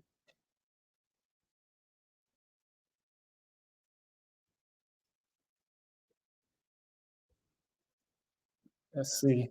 Before Andrew Thomas got hurt, he was the number one. Yeah. Like I said, Andrew Thomas is the most valuable player. People kept on saying the Giants wouldn't let their best player leave. Like the best player was clearly Andrew Thomas. It was clearly Andrew Thomas, and he's also the most valuable. Because as you see, the Giants have basically comparable. I think it's like 60 yards difference between Saquon Barkley and the Giants running back by committee thing. So it's not really that big of a difference. But as far as left tackle goes, Andrew Thomas, that guy is the most valuable player there by far, and the best player there.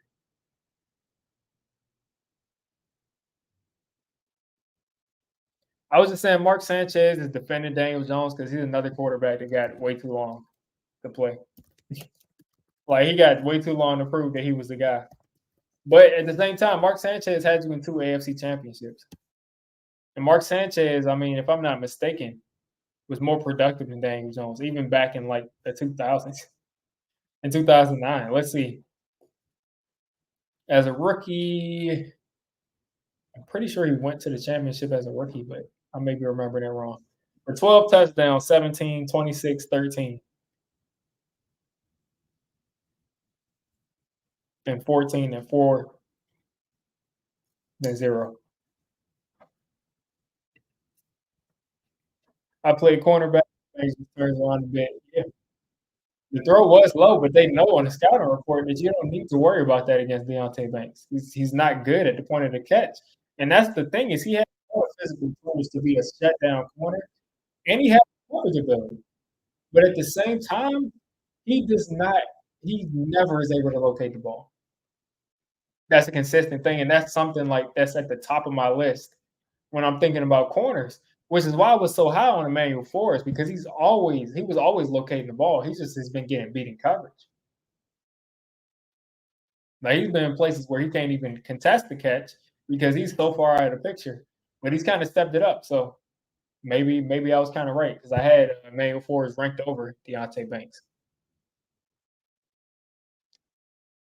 All right, delayed run here to Jeremy McNichols, who's going to get about 2 yards, but it doesn't matter because the Commanders will have 4 downs to pick this up.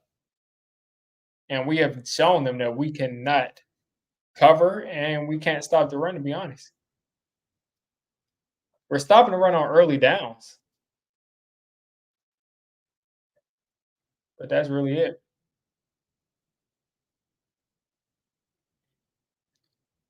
All right, Jaden Daniels in the shotgun. One tight end to the right of him, another tight end to the left. Two wide receivers. Play action. Jaden Daniels throws the ball. It looked like it bounced off of a guy. I don't know if he fumbled or if it bounced off a guy. Let's see what happened there.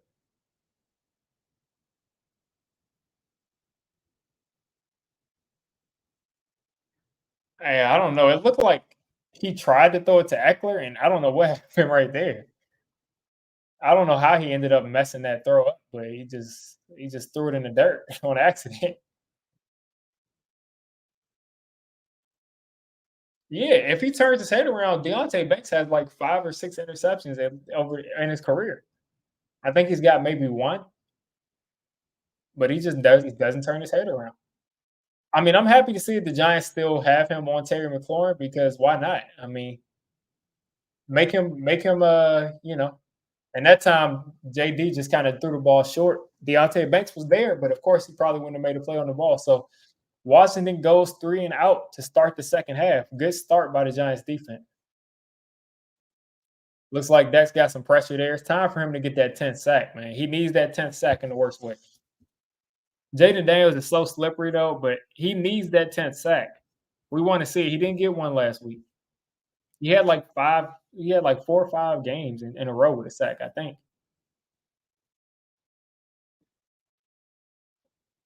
Oh, get ready, Jennifer. He's gonna do it. It's either gonna be an amazing drive or a drive where he goes all the way downfield and then does something stupid. You never know. I don't think we'll see a 3-and-out here. I think we'll see a long drive and a turnover.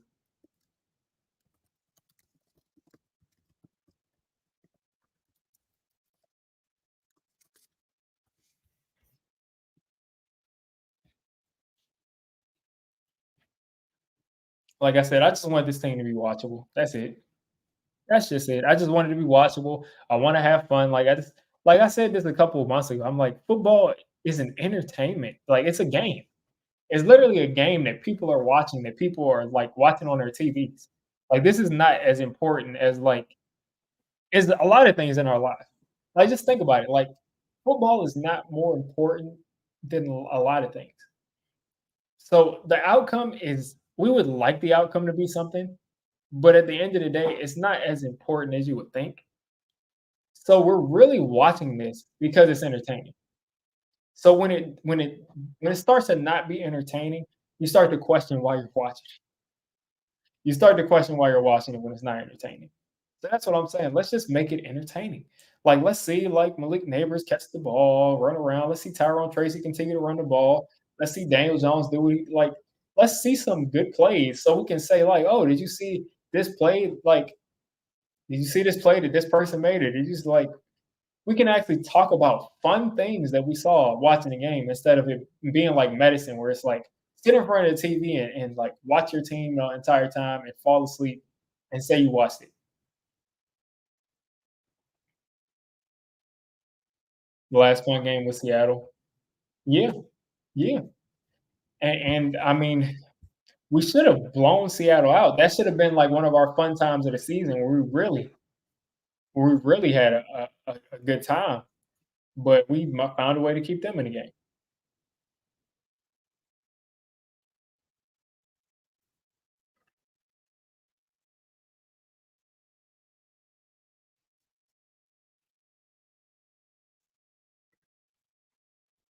I have no expectations for the Giants. I stopped making excuses for them around the Bengals game. Yeah, they should have won the Bengals game. They found a way to lose that.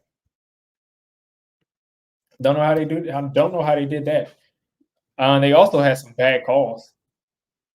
Um, every primetime game has been a bad call. Been like a bunch of bad calls. Justin Herbert, Austin Eckler's old quarterback, is slinging it. 14 for 16, 250, and 2 touchdowns. He's having himself a nice day.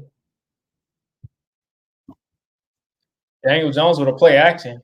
He's got to throw it, and he doesn't throw it. And he got hit in his helmet. And luckily, they're going to get a 15-yard penalty because of it. He clearly hit Daniel Jones right in the helmet there. Illuminor, you cannot be getting beat. You cannot be getting beat like that. I don't want to see Chris Hubbard doing his job and Illuminor not doing his job. That shouldn't happen. Illuminor, you're the star. You're the star of the offensive line. You're the leader of the offensive line right now. Like we don't need you getting beat, bro.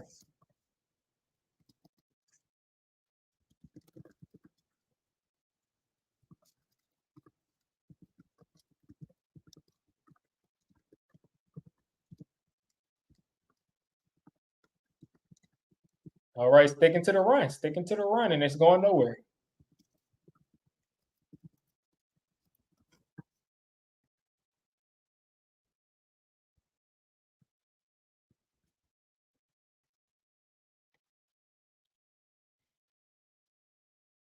Neighbors one catch, so I guess you're a little bit ahead, Jennifer. I guess it's gonna happen on this play here, 2nd and 10. Hopefully, it's a good catch. Let's hopefully it's a good catch. It's a short catch, and we got a 3rd and 4.5, 5 coming up after Malik finally gets a catch. This dude looks like he's just going through it.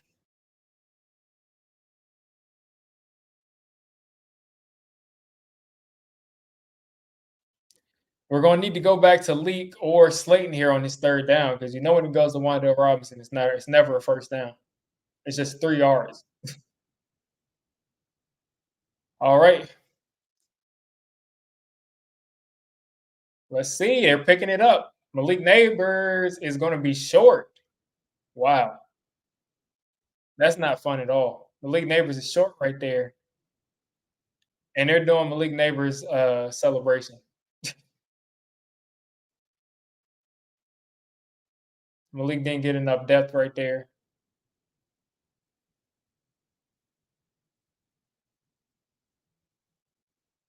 Yeah, he should have gotten a little bit deeper. Luckily, the Giants are going to go for it here on 4th down. Let's see. That's one thing. Daniel Jones is such a big human being that it's kind of hard for him not to pick up the first down on these quarterback sneaks.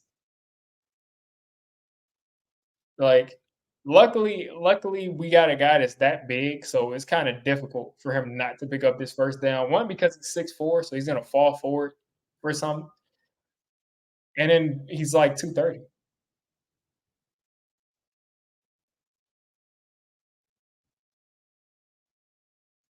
All right, Daniel Jones still the leading rusher.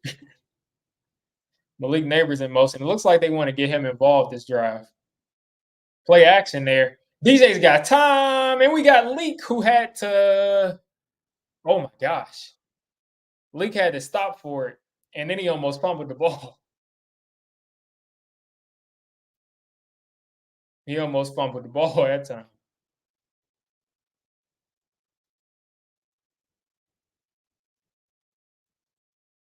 I really wish that Daniel Jones hit him in stride. I really wish he hit him in stride.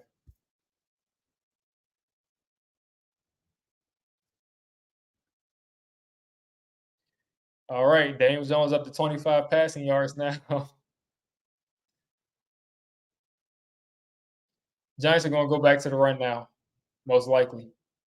Here we go, Tracy picking up a yard. Looks like the Commanders are really, really committing to the run right now. They are like saying we gave up 140 rushing yards the first half. We got to go away from that.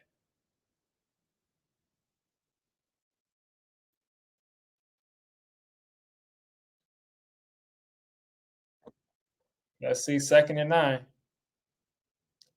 It looks like the Giants are probably going to throw it here. Wandale in motion in the slot. There we go. DJ's got some time, and he's going to take a sack. You could just tell he was just going to put his eyes down and pretend that he like some quarterbacks take sacks because they just panic when they get pressured, and that's what happened right there. There was space for him to maneuver, and he just decided, "Oh, there's pressure. I'm going to just go down." And why is there no check? Why is there no safety valve in that play?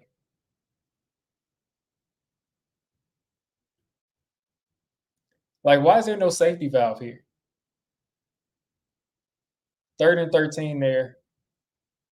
Commanders sending another blitz off the edge.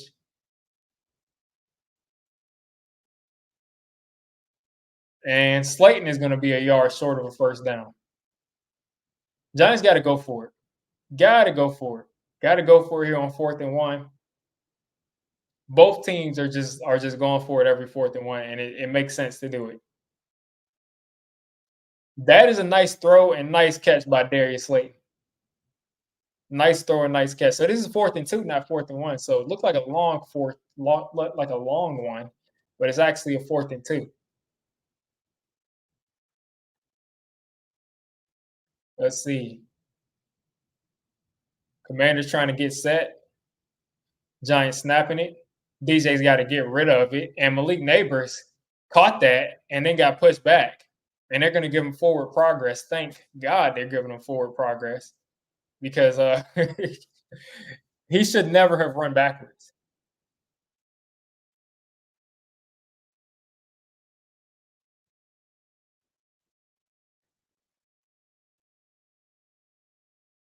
And then Malik Neighbors just dropped the ball. This dude got to stop dropping the ball, man.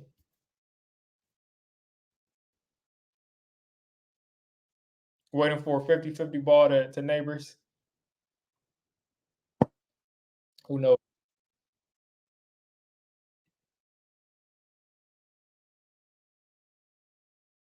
Yeah, Malik Neighbors did not pick up that first down, but hey, it didn't get caught. Didn't get caught. Didn't get caught. 2nd and 10 coming up. Got to go back to the run here. Got to go back to the run here. Cannot abandon it. Play action. DJ's got forever, and he's got Darius Slayton, who's got a first down at the 11-yard line. And as the season starts to go along, you start to see who's the most in tune with the quarterback. And Daniel Jones trusts Darius Slayton the most, and it seems like Darius Slayton is open a lot. So it is what it is there. Here inside the 15, the Giants are going to probably go back to the run because that play action is feeding families right now. And look at Tyrone Tracy getting out to the edge, picking up 3.5. That is a bad spot they just gave him. They gave him like 2 yards there. He picked up at least 3 or 4.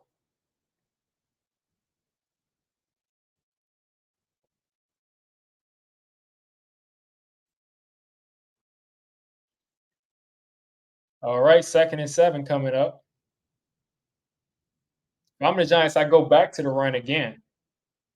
I'm going back to the run, and the box is stacked so heavily that things are going to start to be open. There goes Tyrone Tracy again. And this referee is giving him such short spots. Like, I feel like he got a yard more than what she gave him.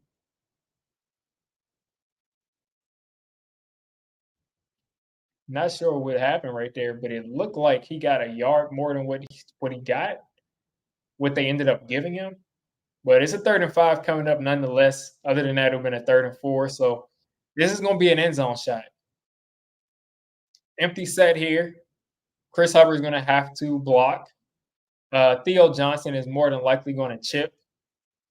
off of the left tackle.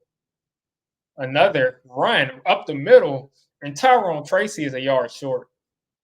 And the Giants are going to go for it again. The Giants are going to go for it again. The Giants are going to go for it here again. I mean, 4th and 1, really nice run up the middle. We just were a little short, and he was pushing it to get going forward. But Giants again on 4th and 1 are going to have to go for it. And let's see if why are they coming out in the shotgun on 4th and 1? 4th and 1 in the shotgun, really? Oh my gosh, I'm so glad that this dude caught the ball and there's a flag. Illegal shift or something, right? Okay, they're calling the flag on them. There's a flag on them. Flag on them. Let's see. Wandale is celebrating, so it looks like a flag on them. Pass interference on the defense. Let's go. Let's go. Let's go. Let's go. Let's go. Let's go. 14-21. The comeback is underway. The comeback is underway. I'm telling y'all, like I get so much anxiety anytime. Anytime the ball goes to Wandale Robinson, I panic. Like I couldn't even celebrate because I'm like, it's Wandale Robinson.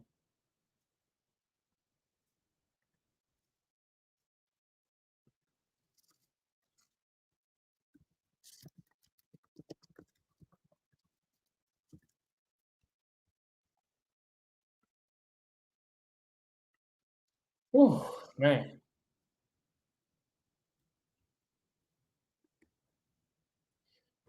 All right. What was that? Didn't we just 10? Why are they saying 21-10?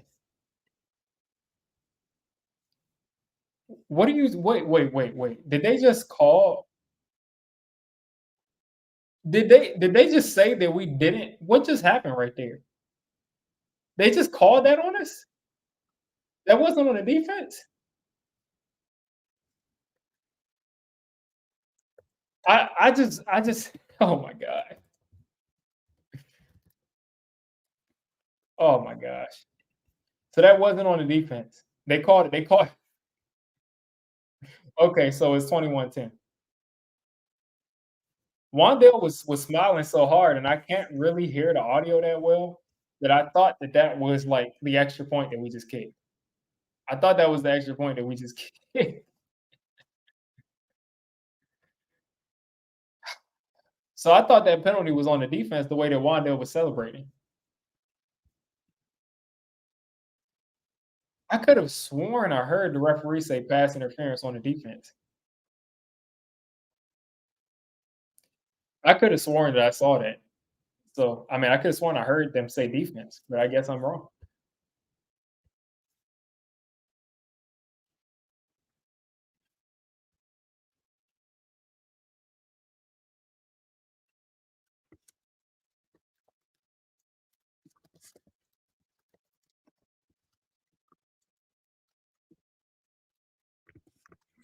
I just don't understand how we can't run any rub route. We can't run any rub routes without them calling things. Like they could like they call illegal shifts on us all the time. They call pick plays. They call everything. Like they're watching us with a fine tooth comb.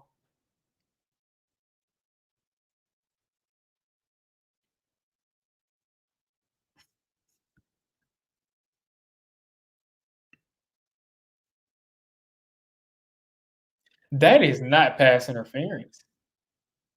There's no way that's pass interference. I'm looking at it right now. He did not even like put a hand on anybody. And this is what happens every single week where us Giants fans say we lost by 3 points. We lost by 4 points. And this could have kept us in the game. And then people say, you're a bad call on both sides. I don't see any calls like that went against us the team today. Like they're always saying it was a bad call on both sides. Everybody got bad calls. Whatever. The thing is, Slade didn't even have to slow down and even hit the guy. All he had to do was just run a route. I don't think that's a good call, but I also think like he could have completely avoided any shot at that call by just running a route because him just running a route would slow that guy down. Yeah, we're announcers, right? We did catch a break with that Malik Neighbors. Oh my, sack the quarterback! What is wrong with you? What is wrong with him? What is wrong with him? Why are you running into the backfield and not hitting anybody? Why are you running at the quarterback and not hitting him?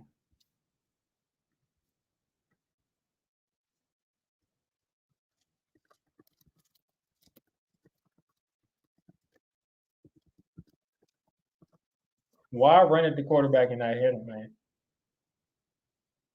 Nice play there from Bobby Okereke, as they just still don't blow the play dead. This is how people get hurt. You just got guys standing up. Kirk Cousins destroying the Cowboys.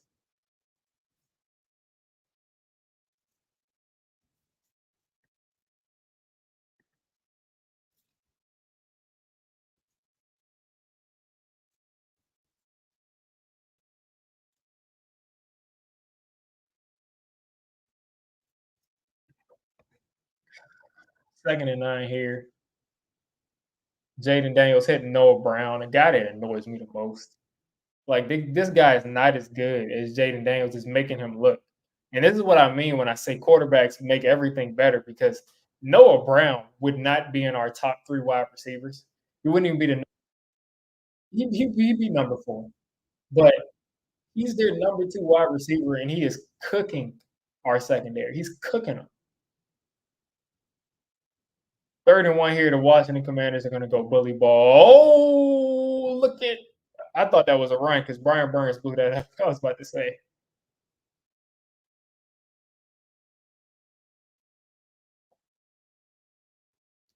When's the last time we got an interception? I have no idea, but I know we have one the whole year.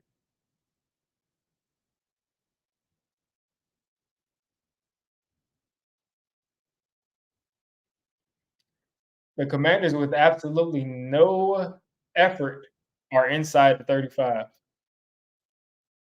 This defense is so bad, man. Like they are so bad, so bad. Look at Dex. He's getting held. Dex was getting held on that play, and that's why he couldn't make the tackle for. Yeah, and it's off of a tip. The Darius Moisau interception is off of a tip too. It's not even a legit interception. This defense has been bad at getting interceptions.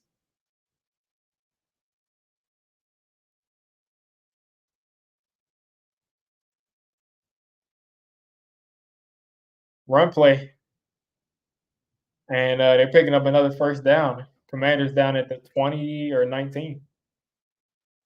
Yeah, McKinney has like eight interceptions, like something crazy.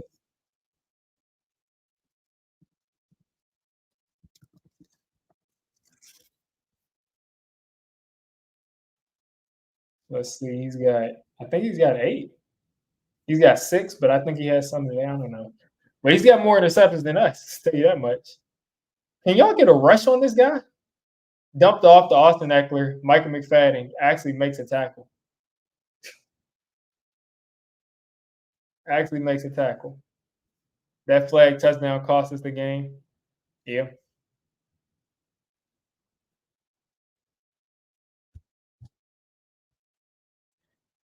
2nd and 6.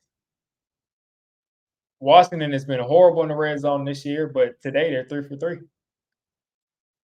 I mean, look at the movement here. Oh, Pinnock just destroyed Noah Brown, and somehow he held on to the ball.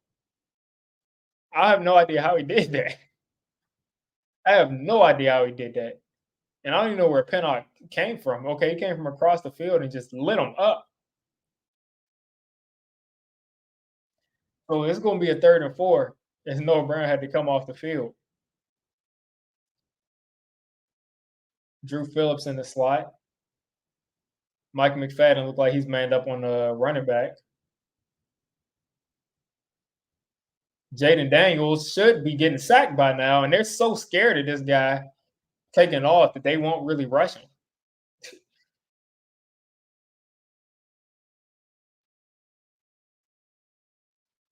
Like they're not rushing him because they're scared of this guy breaking out of the pocket. Whatever happened to smart, tough, dependable? Smart, tough, dependable. None of these guys are. Most of these guys don't fit that. They don't fit that mold. I'll tell you that much. They don't fit that mold of being smart, tough, or dependable. I mean, no, I'd say Daniel Jones fits being tough. He's a smart guy off the field. He probably can break down plays pretty well, but he's not smart on the field when the play starts. And dependable, nobody on this team is dependable but Dexter Lawrence. None of these guys you like can expect the same result multiple weeks in a row. So as far as a smart, tough, dependable, it's not here. Yeah, Alexander, but my thing is Malik Neighbors was short on that first down. I was upset about that too, and like it should have been called differently. But also Malik Neighbors was definitely short on that first down on fourth down. So I'm just calling it evened out at that point. The fact that we got three when we shouldn't have gotten anything is better than what ended up happening.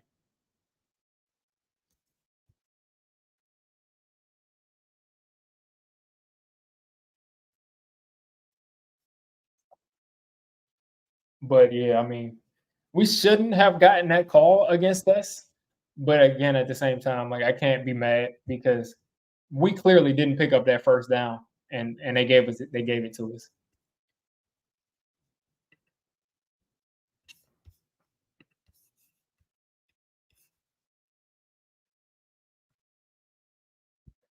Flag calls in the NFL just cause a bigger difference than the NBA. Doesn't really have to do with what they call. I'm just frustrated that we're down this much to the Washington Commanders, man. Like if the offense starts to play well, like if Daniel Jones for some reason, throws for like another a buck 50, a buck 80 in this game, it's not going to mean anything because the defense is not going to get enough stops. We're down 14. Can we stop this Commanders deep offense from getting another, two field goals, even if we keep them out of the end zone, and then stop them from running the whole clock out because they can't get off the field. Same thing with the Commanders. They can't get off the field either on defense. The difference is their offense has been much more efficient. So their long drives have led to points. Like they just got a field goal there.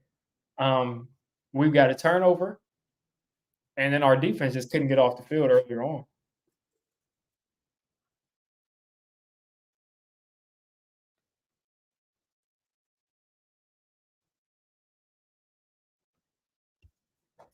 Get ready for pass, pass, pass. They got to run the ball. They cannot abandon the run. Down 14, they do not need to go heavy pass yet, especially on this drive. If you can get points, if you can get in the end zone in this drive running the ball, the game is anybody's game. It's anybody's game. So we got to get back to establishing runs. Singletary's on the field. Tyrone Tracy is off the field.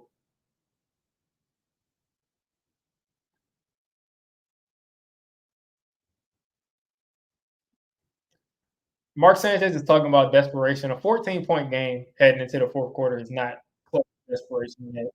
Like I said, don't abandon the run. I would say, in fact, go heavy run if it starts to work because you do not need, and they're going to play action to start. And there goes a near interception because Theo wasn't able to come down with it. But I'm happy with him making that throw because Theo should have caught that. He should have caught it. He should have caught that. Let's see. I mean, you're the big man on campus. I mean, go up and catch that ball. You got to catch it. He dropped it. He dropped it.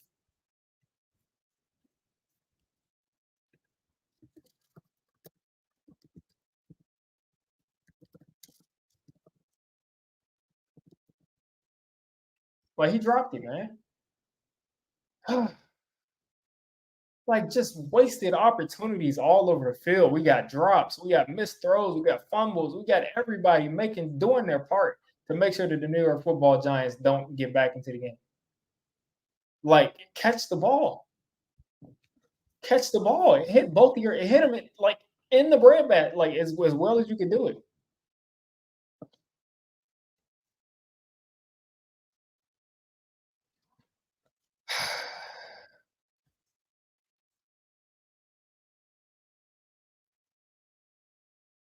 Let's see. Yeah, it looks like we're going to get swept by the Commanders out of all people, like the Commanders, the team that we've owned for the last like 30 years. Like literally, the team that we've owned the majority of my life. All of a sudden, we're going to get swept by them. Shows how important a quarterback is. The Commanders have not had a quarterback for the last 20 something years, and it's shown. I got to look up the Kirk Cousins years. Let's see. Washington versus Giants, all games, scores. Let's see.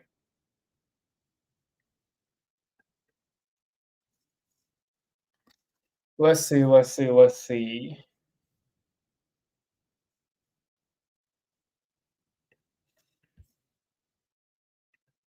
I'm trying to pull up the Kirk Cousins years because I'm pretty sure. I mean, it's been very consistent that we kind of own this team. Like I see a lot of green here. Like it's just a ton of wins. Going back to 2000, a ton of wins in a row. 2011 win, 2010 win. Um,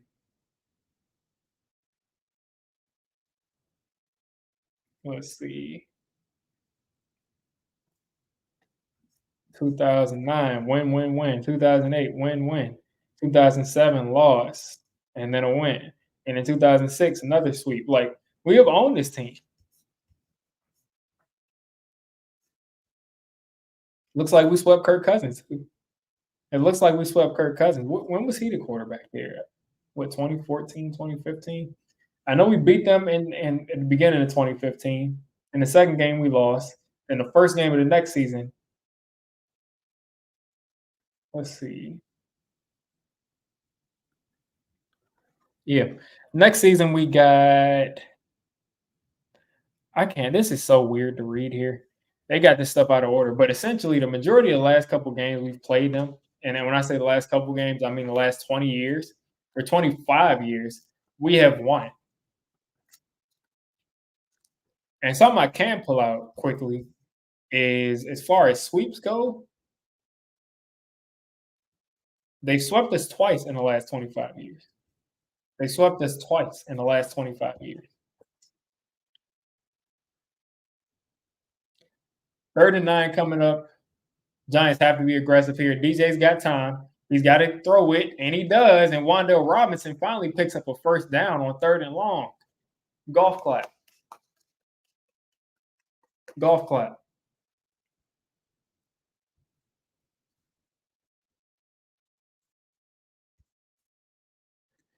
Wan'Dale Robinson again. This has been so frustrating. Okay. 1st and 10 here. 14:20 left. Hand off to Singletary, and for some reason, we got Tyrone Tracy just on the back, just on the pine, just chilling.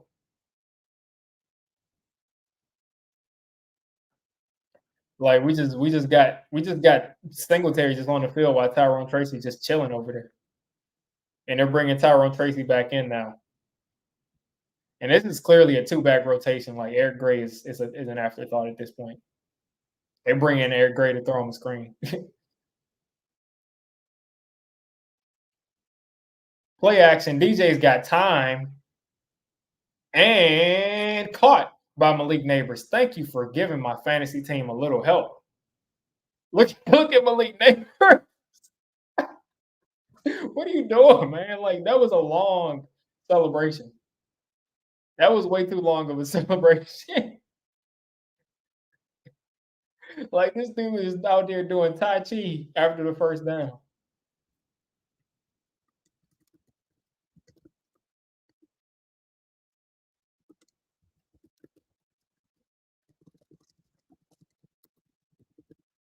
Like this dude is doing Tai Chi after first downs. Another play action. DJ's got to get rid of it. This time he drops it again. Are you kidding me? Are you kidding me, Theo? This is what you have to make. This is why you This is why you got drafted. This is why you got drafted. If you can't make these catches, then I mean,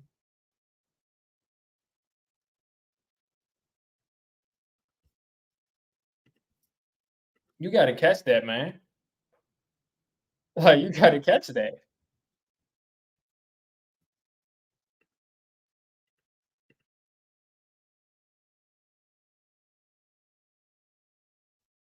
What's going on? My stream's lagging. My computer's frozen. Hopefully, I'm not frozen. Okay, good. Yeah, I need Theo Johnson to catch the ball. That dude's got to catch the ball.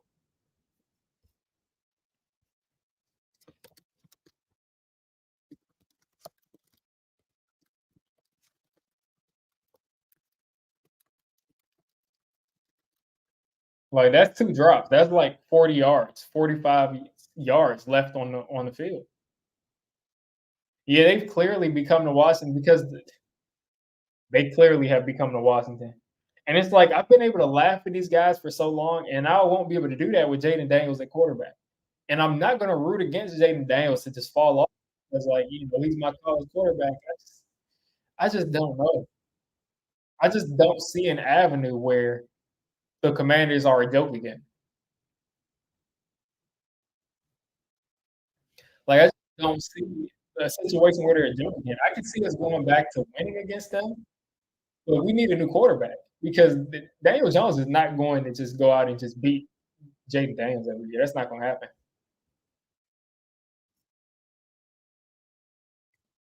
Theo Johnson had a nice route going down the field where he had some separation and was going to catch it in stride. He probably gets like 20 something yards. Who knows what he does after the catch? But he just dropped it, clear as day. Just dropped it.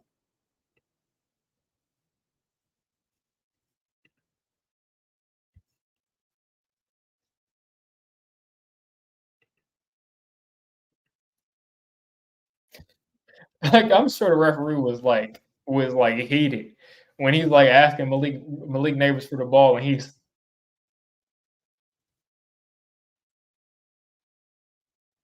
like Malik Neighbors is out there doing Tai Chi when they're asking him for the ball. Yeah, Daniel Jones has thrown two his two best passes of the day were to Theo Johnson, and they both got dropped. Yeah, they have not used Tyrone Tracy as a receiver much at all, which is crazy because he's a receiver. There goes Malik Neighbors getting that reverse route and picking up about 5 there.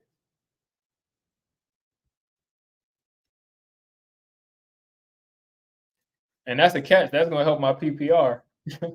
That's gonna help the PPR team right there.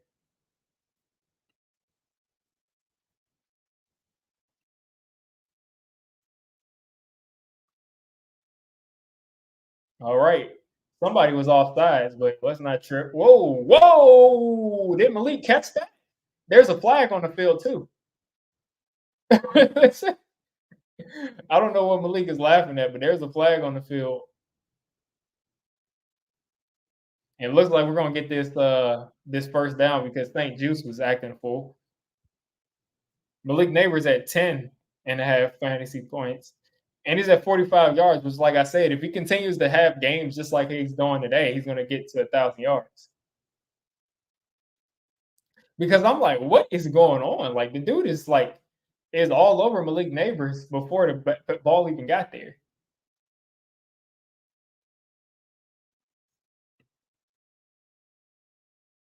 JD got up to talk to Malik Neighbor.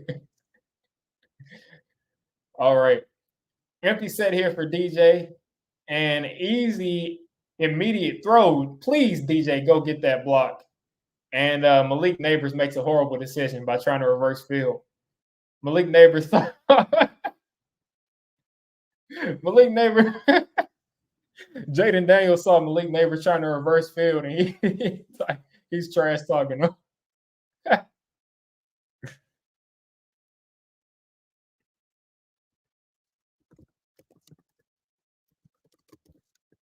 Yeah, man, I know Malik Neighbors only did that because he was trying to show off for Jaden Daniels.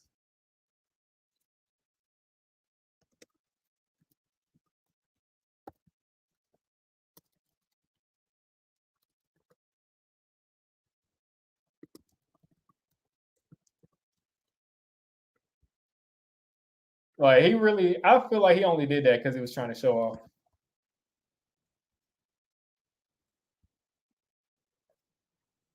All right. Run play. Tyrone Tracy makes the first guy miss, makes the second guy miss, and picks up a nice gain. I mean, literally made a guy miss in the backfield and made this a third and more manageable than it was. Definitely 4 down territory here across midfield. 3rd and 9, about 11 minutes left, down 14. Got to get in the end zone. Got to get in the end zone. Here we go, 3rd and 9. Daniel Jones is in the shotgun. 3 wide receivers. Theo back out there at tight end. This ball is going to Malik Neighbors. There we go. Malik picks up the first down. Easy money. They're trying to say he's down, but that was a clear first down. That was a clear first down. That was a clear first down. That was as clear a first down as you can get. Clear first down. No, that is a first. If we don't get this, man, I might turn the stream. I might turn the stream off. Like, that's a clear first down. Like, can we stop this? Like, that's about as clear a first down as you can possibly get in the NFL. There's no part of his body that's down until he crosses the first down mark. And watch the referee say it stands. Watch the referee say it stands.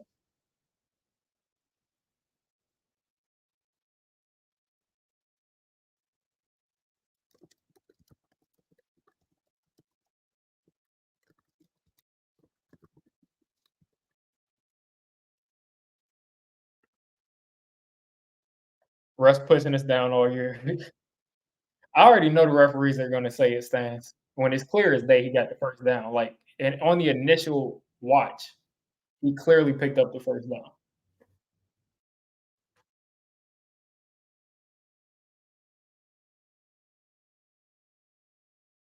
Now, that's what I'm saying. It took me like exactly, Silent Chris. It took me one watch of seeing him turn the corner and clearly put the ball across, not just at the marker, but across the marker. And just because they saw Washington defenders pointing down, they just say, "Oh, it's short." If the defense is saying that he didn't get the first down, he must not have gotten it because why would they have any interest in him not picking up the first down?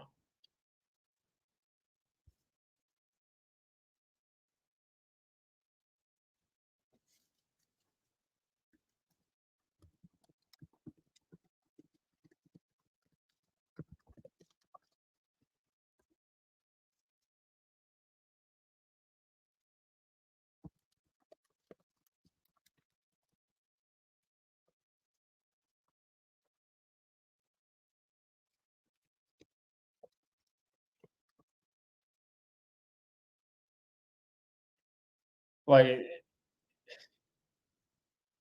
the fact that on commercial right now because they're reviewing is crazy. Because it's like it should have been a first down, and we should have already been moving on to the next play.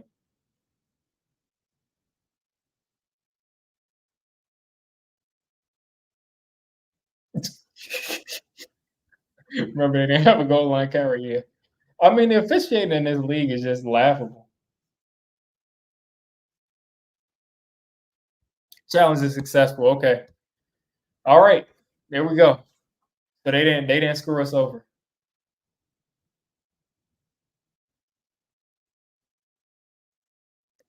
First and 10 here at the 31 and a half. DJ finally getting loose, throwing the football. There's Wandale Robinson for 6.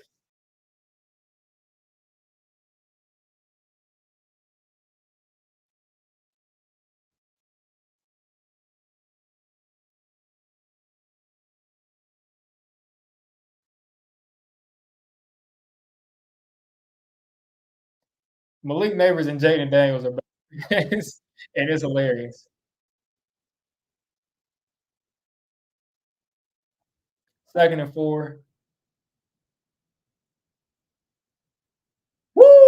Wide open. Darius Slayton up the middle. Oh, down at the 1. That was a beautiful play design. That is beautiful play design.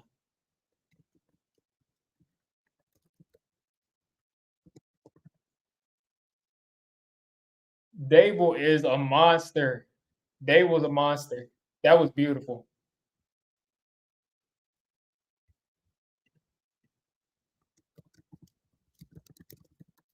All right. 29, put it in the end zone. Put it in the end zone, 29. Look at DJ. There's no.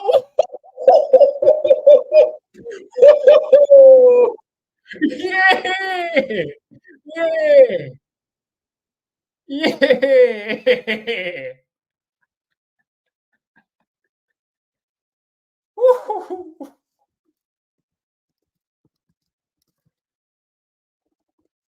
That's grown man stuff right there.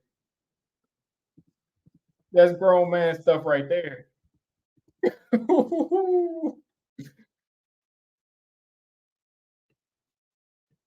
I love to see that. See what I'm saying? Like people can't say that I'm a Daniel Jones hater. I'm cheering for my quarterback when he's out there. That's what I'm saying. Regardless, they're going for 2 again. I don't know why they're going for 2 again. I don't know why they keep doing this. I don't know why Dable keeps doing this. He just keeps doing this. What in the world is Brian Dable doing?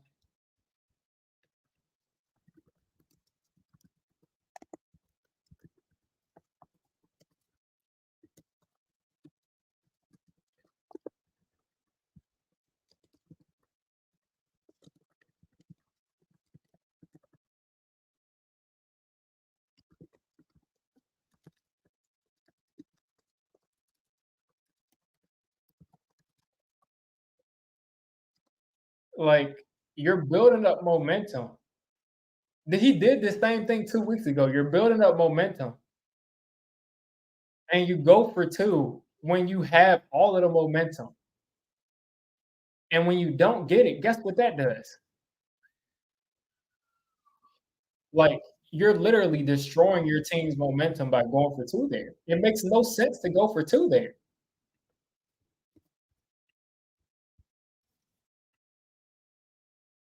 Like, this is ridiculous, man. Like, going for 2 there is ridiculous.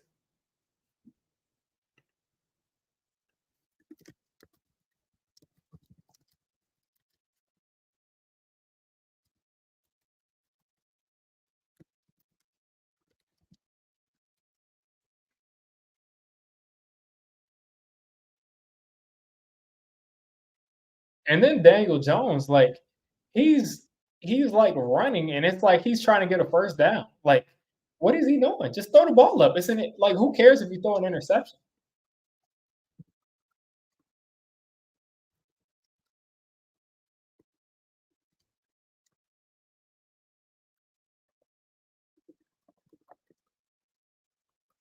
I guess he was scared of a pick too.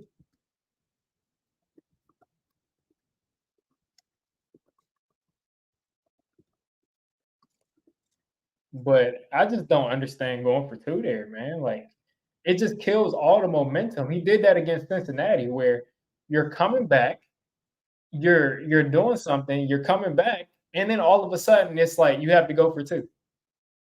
Like, why don't you just kick the extra point? You keep the momentum, let your defense get a stop, and then once they get a stop, you get it, and you want to be aggressive to win the game, then go for 2. Don't go for 2 right now before you've even gotten to that. Like, come on, man. They just kicked the field goal with him. Like, it wasn't an issue at all for him to kick that field goal, so there's no reason that he should be doing that. Like, you literally kill the momentum when you do that. And if you don't trust the kicker, then I mean, why even? There are about 50 kickers that can kick. There's more than 50. There's probably about 120 plus kickers in the world that can kick that, and that's being conservative. They can kick an extra point.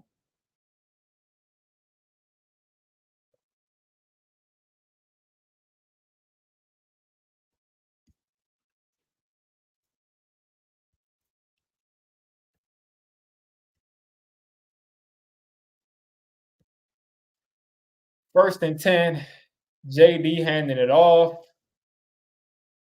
And there we go. Dex helping him. Come on, man. Like, get this dude on the ground. This is ridiculous. Like, why are you struggling with this guy to get on? Like, he's like, come on, man. He's like half the person that you are. Get him on the field. Get him on the in the turf. Like 2nd and 9 here. Luckily, they blew that play dead, or else it'd be 2nd and 6 instead of 2nd and 9. There's Azeez Ojolari inside again. Micah McFadden in the backfield, and this is blocked perfectly. And Jaden Daniels throws that in the turf. Luckily. Luckily, we had good coverage on the back end because if not, I mean, Jaden Daniels had all the ball.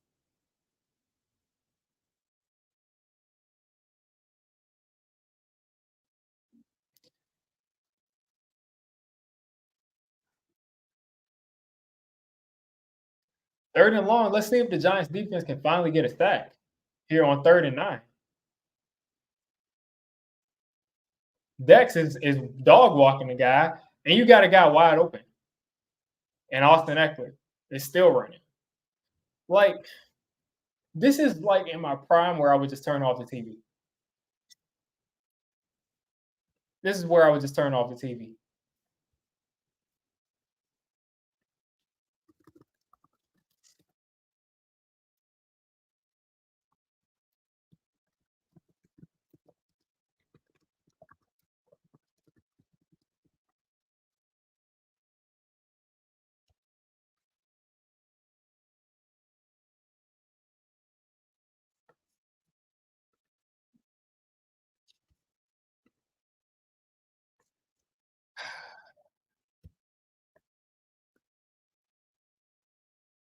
Andrew Phillips hurt.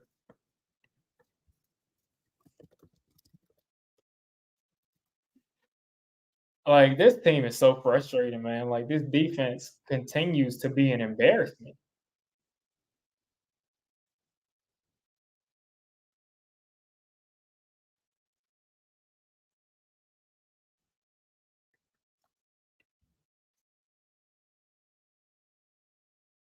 Newman has blown so many coverages this year from a guy who's supposed to be like a seasoned vet coming out of college.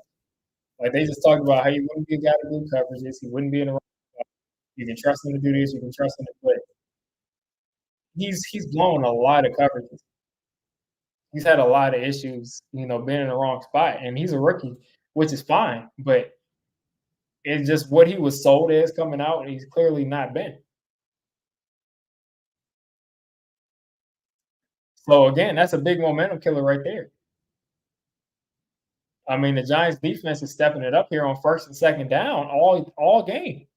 But 3rd down and 4th down have been issues.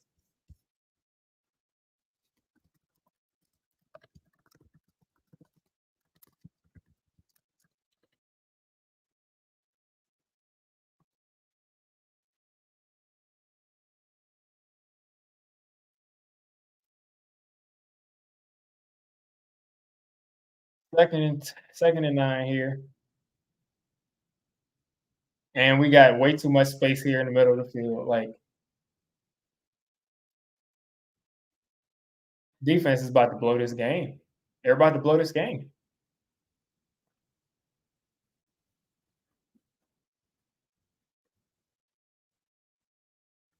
They're really about to blow this game here. At like 39, you give up. You give up a third and 18. You're giving up fourth downs. I mean, offense doesn't have a shot.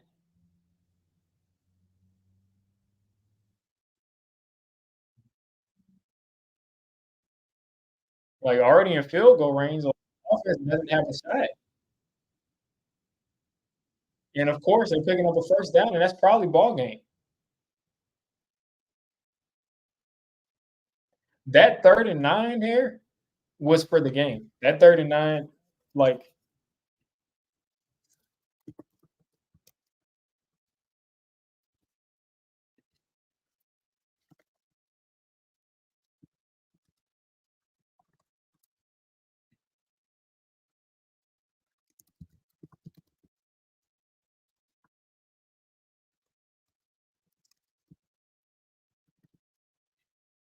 like this has just been a joke.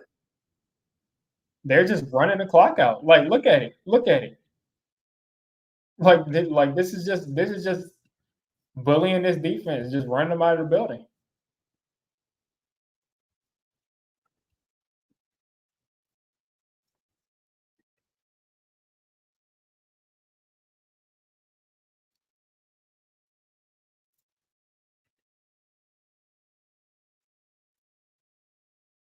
Like these guys, like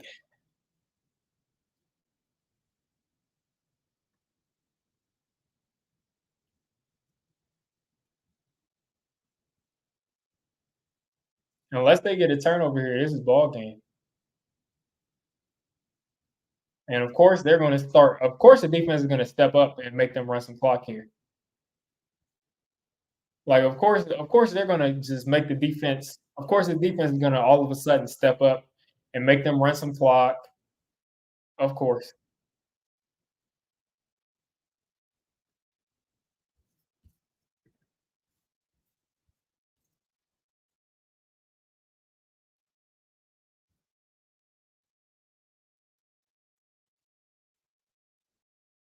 second and goal here as the clock continues to drip down.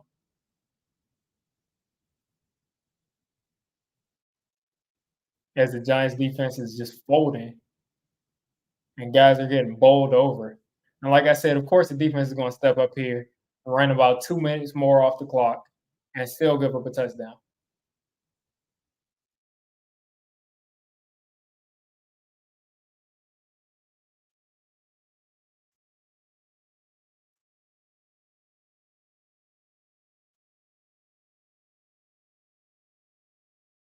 Third and goal here. No messed up one on one with Flat. Deontay Banks one on one with Terry McLaurin all by himself.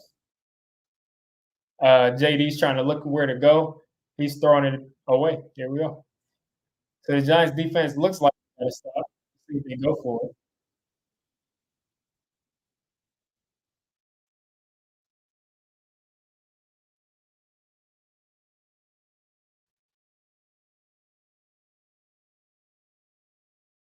Finally, we hit the quarterback.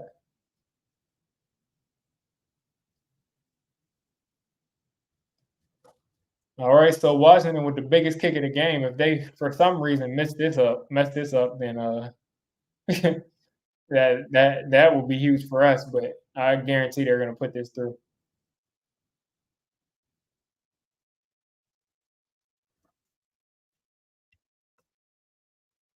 So that's probably ball game. 11-point game. About 3 minutes and 40 seconds left. The Giants got to hope for a miracle.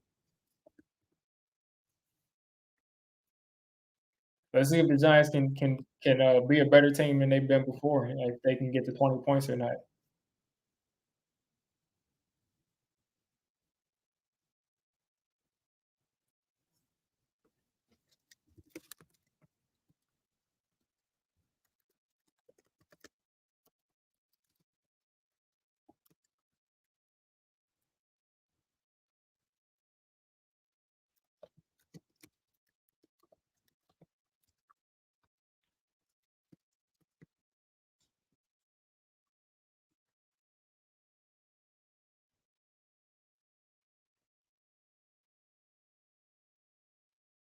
I guarantee you that if the Giants offense just kicked the extra point, I guarantee you they would have probably come back. That's just me. That's just me. I have no proof.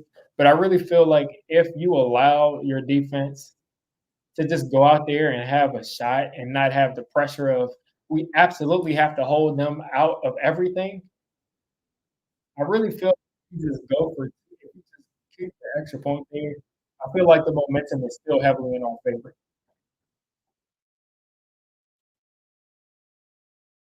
The problem is the corners didn't give that play up. They haven't even been giving the plays up. It's been the safeties and the linebackers. And we got two linebackers that we feel decent about, but seems like we can't really, you know, can't really trust those guys.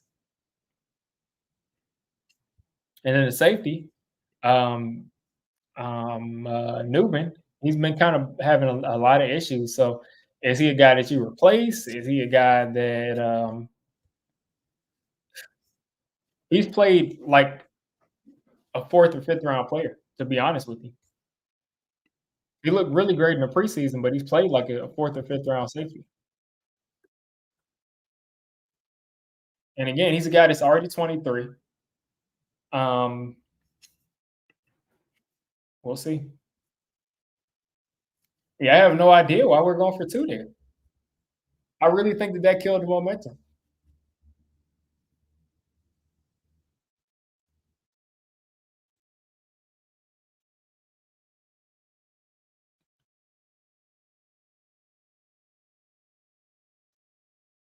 So the Giants have to get down the field in a hurry. If they have any shot at coming back, they've got to get down the field in like 4 or 5 plays, and it's got to take them like a minute and a half to 2 minutes at most. And there goes Eric Gray almost getting out to the edge, but not doing it.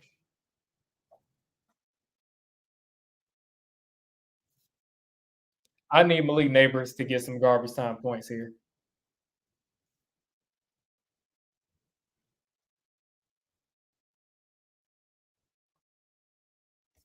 I need some garbage time points here from Malik Neighbors because my fantasy team is about 6 points too short of where I want them at right now.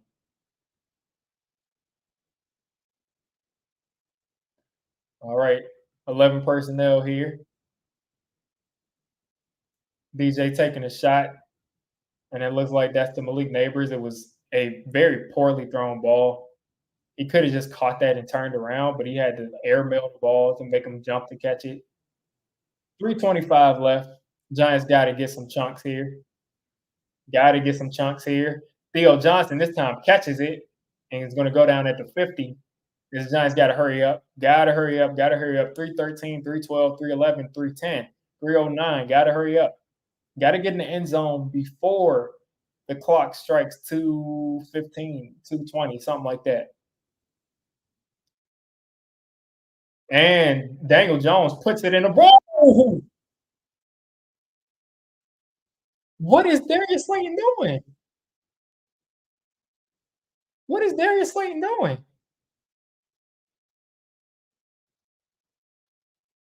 What is Darius Slayton doing?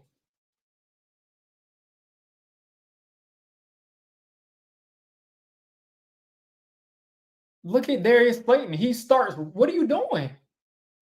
Is he crazy?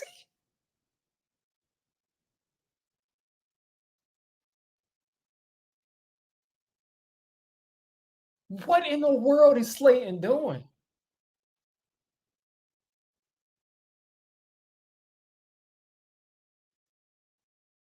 What is Slay doing right there?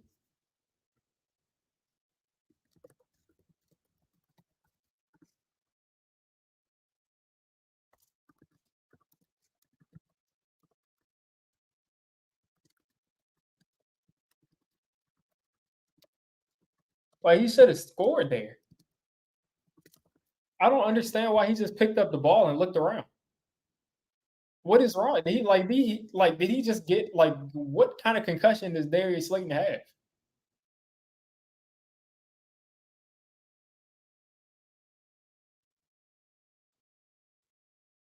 Like what kind of Like, what is going on?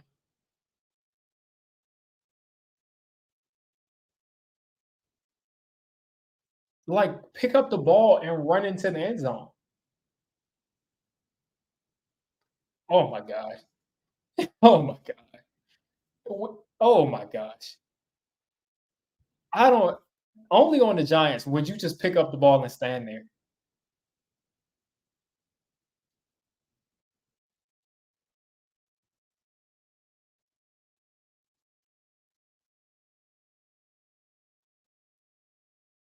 What?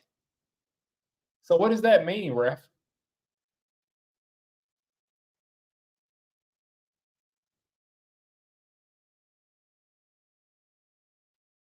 That referee did not give any clarity on what happened, but whatever. We ball, whatever.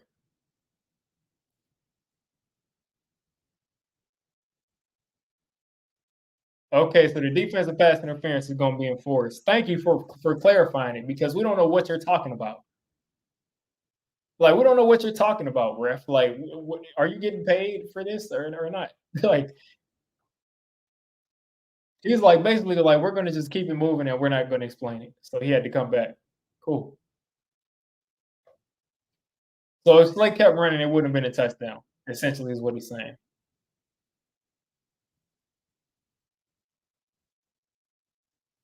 Empty set here.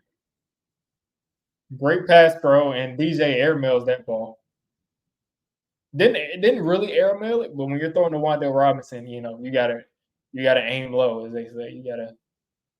Oh, he just dropped that. He just dropped it.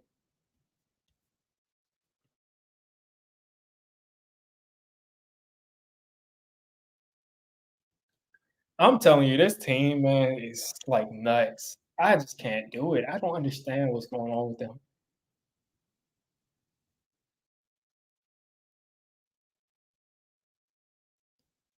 Whoa! Look at Theo Johnson. There we go. There we go. This is what we wanted all year long. This is what I wanted from Theo Johnson. This is what we need from Theo Johnson.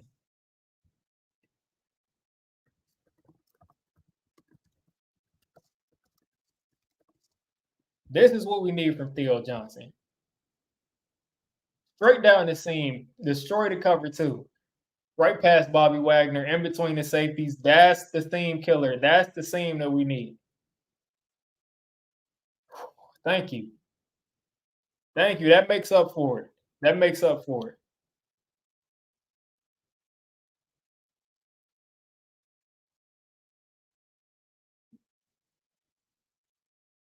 Theo Johnson should have had like 100 yards today. That's the funny thing. Daniel Jones is so bad in the red zone. Like the dude stinks. Oh my, throw the ball up. Throw it up. Why are you going for two? I mean, not why are you going for two, but why are you holding on to the ball? Throw the ball up. It's a 2-point conversion. Just throw it up. Just throw it up. What can you possibly lose if you just throw it up?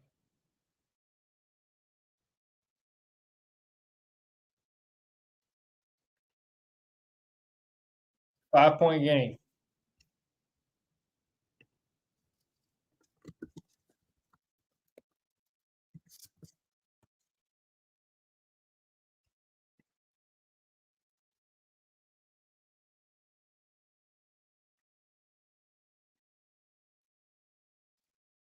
Giants haven't complete. They haven't converted on one 2-point conversion this whole year. They haven't converted one time on a 3-point conversion on a 2-point conversion this year. So they got three timeouts, 2:48 left, well within their time. They got to get down the field and score them.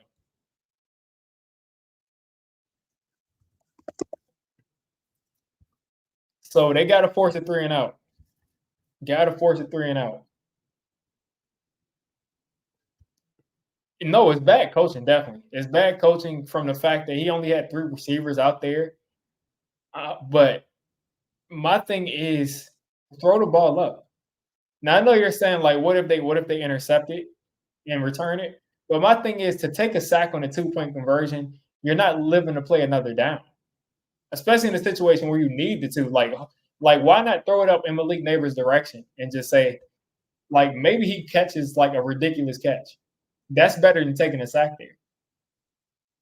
That's better than taking a sack there because you get nothing.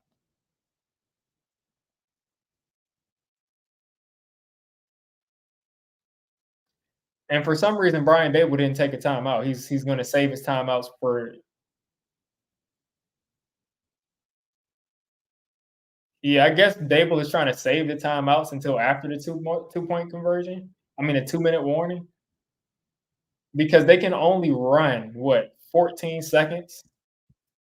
And apparently, you're saying GG, so apparently they got a first down. 3, 2.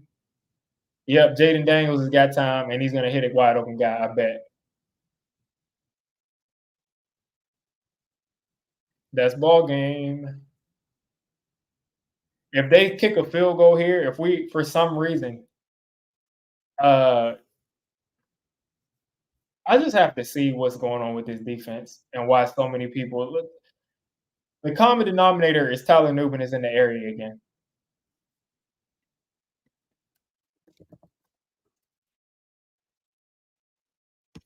Tyler Nubin's in the area again.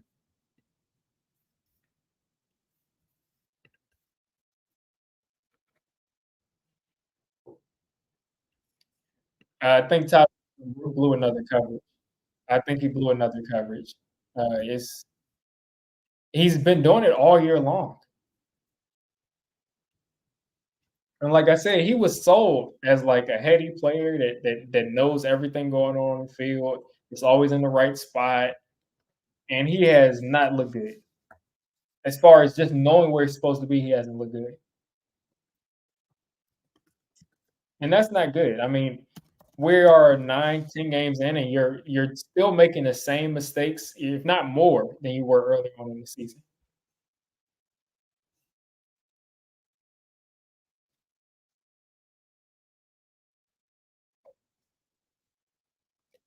This defense stinks, man. Like they stink. They played horribly today. And when they're not sacking the quarterback, they barely can get anything done.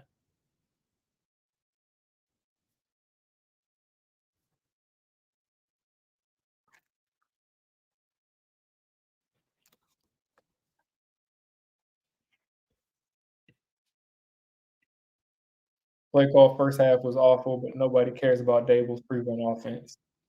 Um,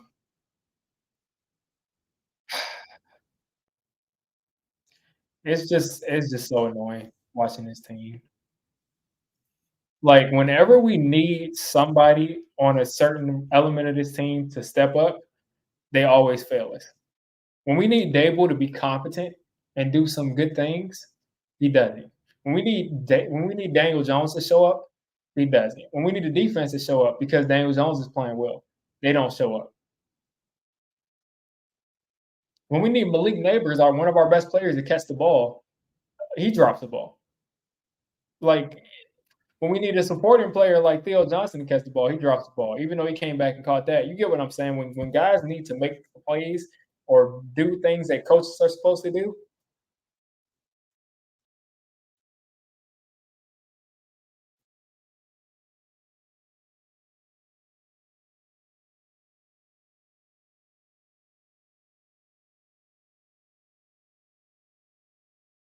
and there we go, cutting back.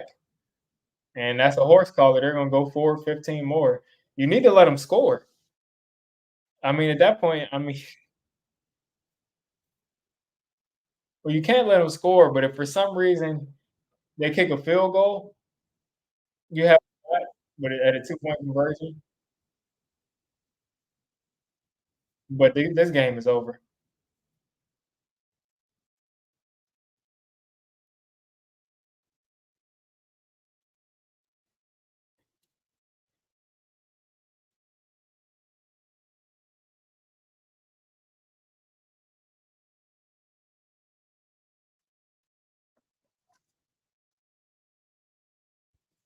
Another loss, another. I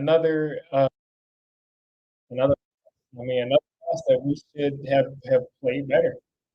Like we should have done better. And Aziz played that run so well. For some reason, no one came behind him to help. Like he's planning to run like a monster on that play, and no linebackers behind him to make the tackle. Like he's squeezing down the line of scrimmage, and no linebackers behind him. Like you have to have complementary football on and off the field, coaches and players to be able to win games, and we never get it. Either Aziz doesn't keep contained and the linebacker's trying to do too much, or Aziz keeps contained and the linebacker's nowhere to be found.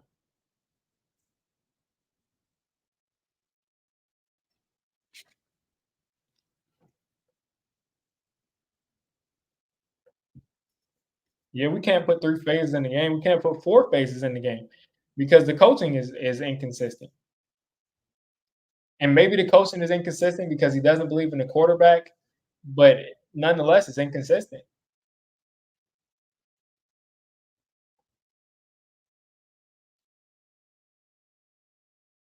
Look at I cannot wait until we get rid of this guy, DJ Davison.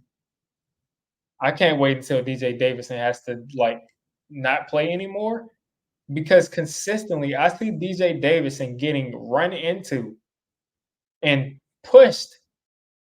Like DJ Davison is always getting trucked by running backs. Like just pushed back 8 yards by a running back.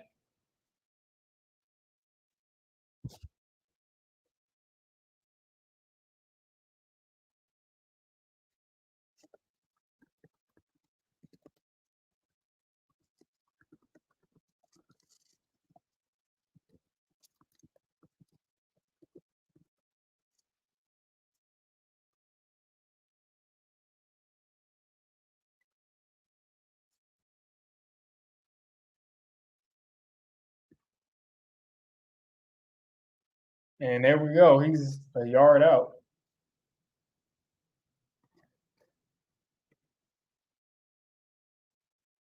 I'm gonna start recording my post game. I'm we're finished with this game. This game is over. Let's see if my audio is recording. Let me make sure my audio is recording.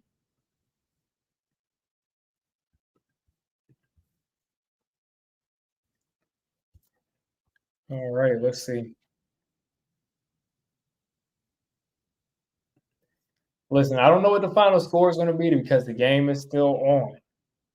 So all the folks that are talking about what the final score is and you have the wrong score, listen, I know what the score is. I just watched the game. But we're in a situation right now where the Giants the Giants once again have lost the game that they had every opportunity to win. Every opportunity to win. Now, the Giants started this game off, and I'm going to take my earphone out. They just nailed the ball out. So this will be the final score 27-22 as the Commanders have swept the New York Giants for the first time since maybe what, 2012? I don't even know when. I don't know. I don't know. But they've swept us for the first time in a long time.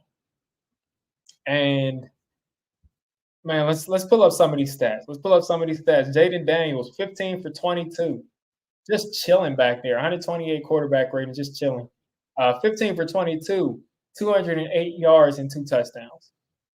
Just a relaxed, just vibing. 36 yards rushing. Austin Eckler, 42 yards. Rodriguez, 53 yards. Both of them, neither one of them really had like crazy good games. But all of the times that Washington needed to have an 8 yard run or a 15 yard run or whatever, they came through for them. Noah Brown, their leading wide receiver, 60 yards, 6 targets, 5 catches. We're going to look at these wide receivers' numbers to show how easy it was to get them the football today. Olamide Zaccheaus, 2 catches for 2 targets, 48 yards. Austin Eckler, four targets, 3 catches, 40 yards. Diami Brown, 1 catch, 24 yards on the 3rd and 18. McLaurin, 2 catches, 2 touchdowns on 3 targets. Ben Sinnott, 1 target, 1 catch, 12 yards. Zach Ertz, 1 target, 1 catch. If you look at the receivers that actually got credited for targets, there are only one, two, three, 4 incompletions to wide receivers. Only 4 incompletions to to not wide receivers, but to receivers. So that shows you just how efficient this Commanders offense was. When they actually were able to target a guy, he usually caught the ball. Longs today, as far as what their longest pass, their longest receiving things were. Noah Brown had a long of 31. Zacchaeus had a long of 42. Eckler had a long of 28. De'Ami Brown had a long of 24, and McLaurin had a long of 18. And that's not even counting all the plays over 20 yards they had. But as you see, with McLaurin having a long of 18, if you round that up, they were just getting 20-yard chunks all day long in the pass game. And the most frustrating thing is, besides the 2 touchdowns that McLaurin, Deontay Banks gave up, the most frustrating thing is most of this was against zone. A soft zone. Micah McFadden not getting enough depth. Tyler Nubin blowing 2 or 3 coverages today where guys are just standing wide open. Just wide open. The pass rush. At times they got there as far as like they got pressure, but Jaden Daniels just backpedaled back. I mean, not to say he's going to be Patrick Mahomes, but it's kind of like I understand how Patrick Mahomes' division rivals feel, where he just kind of backpedals, and he just throws it. No issue there. It's just real easy to just backpedal out of pressure when eventually someone's going to blow a coverage. Let's look at our defensive stats because we had a ton of run stops of like 1 yard, negative yards, but we got, let's see, 3 tackles for loss today. 3 tackles for loss, no sacks from the sack leaders of the league, but 3 tackles for loss. Again, we got run stops, but every single third down was a struggle for us. It was a struggle for us. Looking at the team stats today, the Giants 1 time possession, 326 yards to their 359, so we were a little under on total yards. 209 passing yards for Washington, 162 for us. Rushing yards, 164 for the Giants, 150 for the Commanders, and we really started to collapse in the second half as far as rushing yards because we were a lot ahead of them. We had 140 something rushing yards in the first half, but we had to go away from it in the second half because we were down by so much because the defense just couldn't get off the field. Let's see, penalties. 4 penalties, 5 penalties. I'm not going to complain today because we did have a touchdown call back because of an offensive pass interference that shouldn't have been called. But on that same drive, Malik Neighbors caught the ball and was like this short of a first down, and they gave it to him. So I'm not upset about that. And he kind of evened out. So we got 3 out of that. We shouldn't have gotten anything. That turnover from Daniel Jones is probably the difference in this game, if you think about it. Of him fumbling that ball and them getting that ball back and immediately scoring. And then the referees, again, kind of screwed both teams over because if you take a look at what happened, the ball is out. The referees immediately blow the whistle. So that prevents a scoop and score because they blew the whistle. When Devin Singletary is going to go try to get the ball, they blow the whistle when Singletary pulls back up.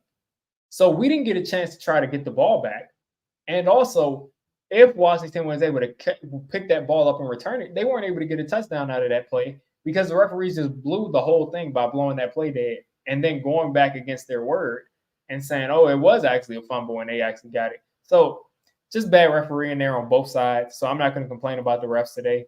Total plays is just perfectly even. 60 plays for Washington, 59 for the Giants. And I mean, you can say that a lot of those plays were at the end of the game, like 5 or 6 at the end of the game, a couple were kneels. So the Commanders probably had less plays that were meaningful than the Giants did. Now, notice we're about what? How far in so far? We're 6 minutes in, and I have not mentioned the quarterback. This is because the quarterback wasn't really a problem today. He wasn't amazing. He had some throws that he should have made that he didn't. But guess what? He also had, I think, 3 drops today, 3 or 4 drops today, and he was 20 for 26. I mean, 20 for 26 today. Ended up having 174 yards total. He had 0 at the half, so, I mean, that shows you something. He had a nice second half, and he was running the ball well in the first half, so he followed the game plan. Again, this is not an endorsement of Daniel Jones. I still think we should move on, but he was not the problem today. 20 for 26, 174, 2 touchdowns, did his job in the running game in the first half, got sacked twice, had a left tackle he couldn't trust. I couldn't trust Chris Hubbard to block. I couldn't trust him to click the button and block somebody on Facebook. Not that anybody knows how to work Facebook anymore anyway. But Tyrone Tracy did his thing. Not a huge game, but first half carried the team, 66 yards. Daniel Jones, again, running the ball, 54 yards. So he had over 200 yards of total offense. Singletary was 4.7 a carry. Had a couple really nice runs, and then Slay had a nice run too. Neighbors was their leading receiver at 59 yards. I thought he should have had some more, but he had a drop. Or no, I think he didn't. He had a drop. Yeah, he did. That would have been about 5 or 6 yards more.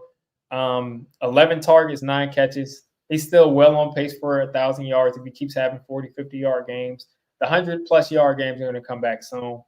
Theo Johnson had 2 big drops, 2 drops that were placed right in his hands, and he just could not come down with it. He would have been our leading receiver. He'd had about 85, 90 yards today in a touchdown instead of 51 yards in a touchdown.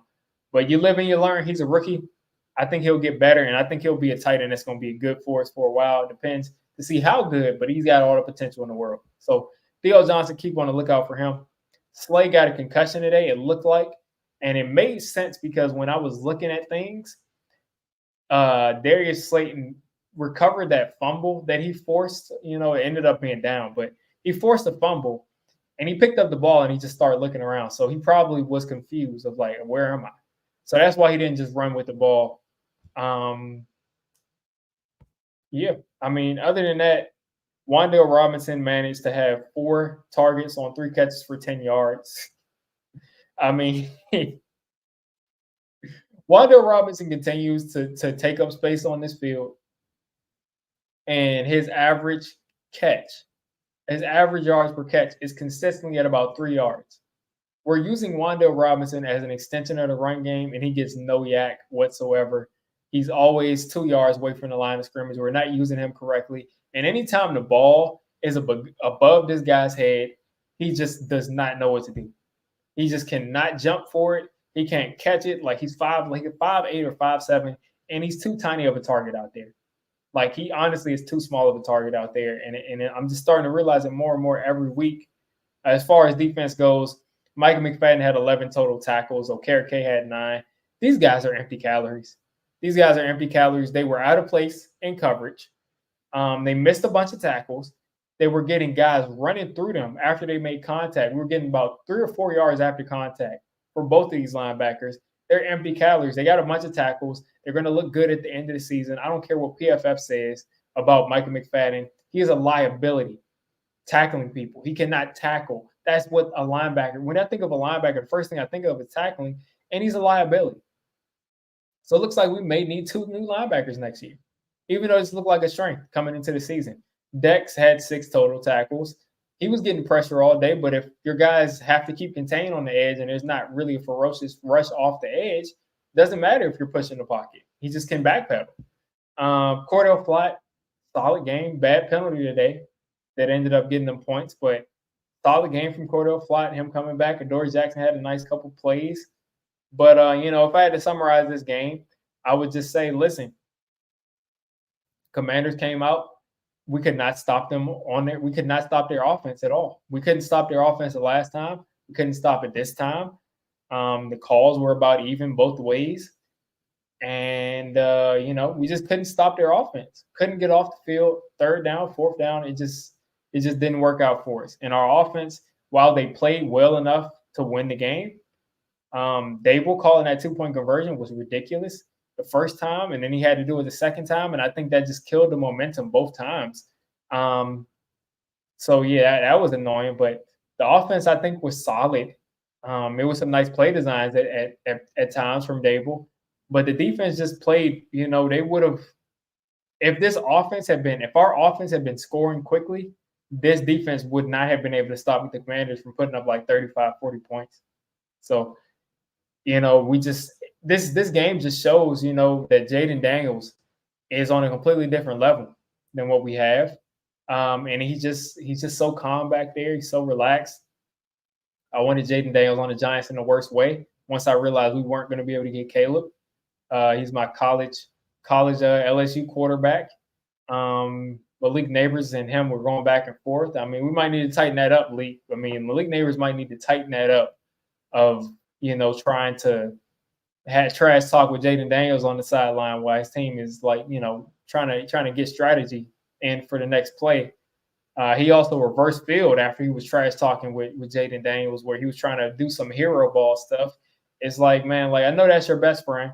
That's great. And at the end of the day, we'll all laugh at it looking back, and they'll laugh at it. But I need you a little bit more locked in against JD. I need you a little bit more locked in. So, listen. I mean, the Giants defense has got to play much better than they did today. They didn't get any sacks today. I think this is the first time all year they didn't. That sack record is not record, because I don't think we would have broken any record, but I think that sack leadership right now is in jeopardy, because I think someone's 4 sacks behind us. If they get 5 sacks, they'll pass us. But it is what it is. We got to play better on defense. Offense played well enough to win, not heroic football, not superstar football, but they played well enough to win. DJ essentially did what was asked of him coaching-wise, besides that fumble. He had 3 or 4 drops. So, yeah, I mean, it is what it is, folks. If Theo Johnson has those catches, I mean, DJ has like 2-3 incompletions, and he's over 200 yards. So, again, this is not an endorsement of DJ, but it is an endorsement of our defense needing to play better and getting off the field on 3rd down. So you guys have a great rest of your day. I'm going to get out of here, and we'll be back next week in Germany to see if the Giants can go out and beat the Panthers. See if we can have a fun win this year, or if they have I'll be so annoyed if they have a squeaky win where they so often just squeak by and win the game, and then it doesn't help us draft-wise either. So we're well on our way. I think we're 2-7 now. Seven losses, man. I think we're 2-7 now. So that is not fun at all. You all have a great rest of your day. All right, so done with the recording. Low-key happy for this L. Daniel Jones is gone regardless, in my opinion. But it is what it is there. When a play just breaks open, yeah, that's my thing. Is like they just kind of stood around there in the 2-point conversion, like try to get open. Daniels looks so poised, no mistakes by him, a flawless game by a rookie. That's what he does, man. The dude is so relaxed. He doesn't panic. He knows when to take. Like the problem with Jaden Daniels that I saw back at LSU is that he would be way too willing to run. So he would see his first read, second read, and take off. Like he would look up at the field, and if it looked kind of hazy, he would just take off. Well, now he's not doing that. Now he's extending plays. He's relaxed back there. He's not taking off. He's not exposing himself to any unnecessary hits. He's very difficult to sack because you have to worry about this dude taking off and running. And, when you do have a shot, and you actually have to get him down to the ground and make him not miss you. So Jaden is a problem. And he's a problem that the only way we're going to be able to solve is if we get another guy in here that can compare. And Cam Ward, to me, is the only shot we have. Cam Ward or Shedeur Sanders. Only shot we have at getting a quarterback like that in here. So, yeah, the Giants are 2-7. Listen, man, I'm starting to get a little fatigued here. A lot of talking today. So I'm going to go ahead and wrap this stream up. Appreciate everybody for jumping in. You all have been sticking with me this whole year long. You all have been supporting during the week in the video. So much appreciation. And we'll be back next week at 9:30. Hopefully we can get a win next week. That's fun. And I don't care about the rest of the season. Let's put up 45 points on the Panthers. Let's let Malik Neighbors get like 200 yards. And then we can wrap up the season and go get Cam Ward. Let's go do it. All right. I'm going to go ahead and wrap it up, folks.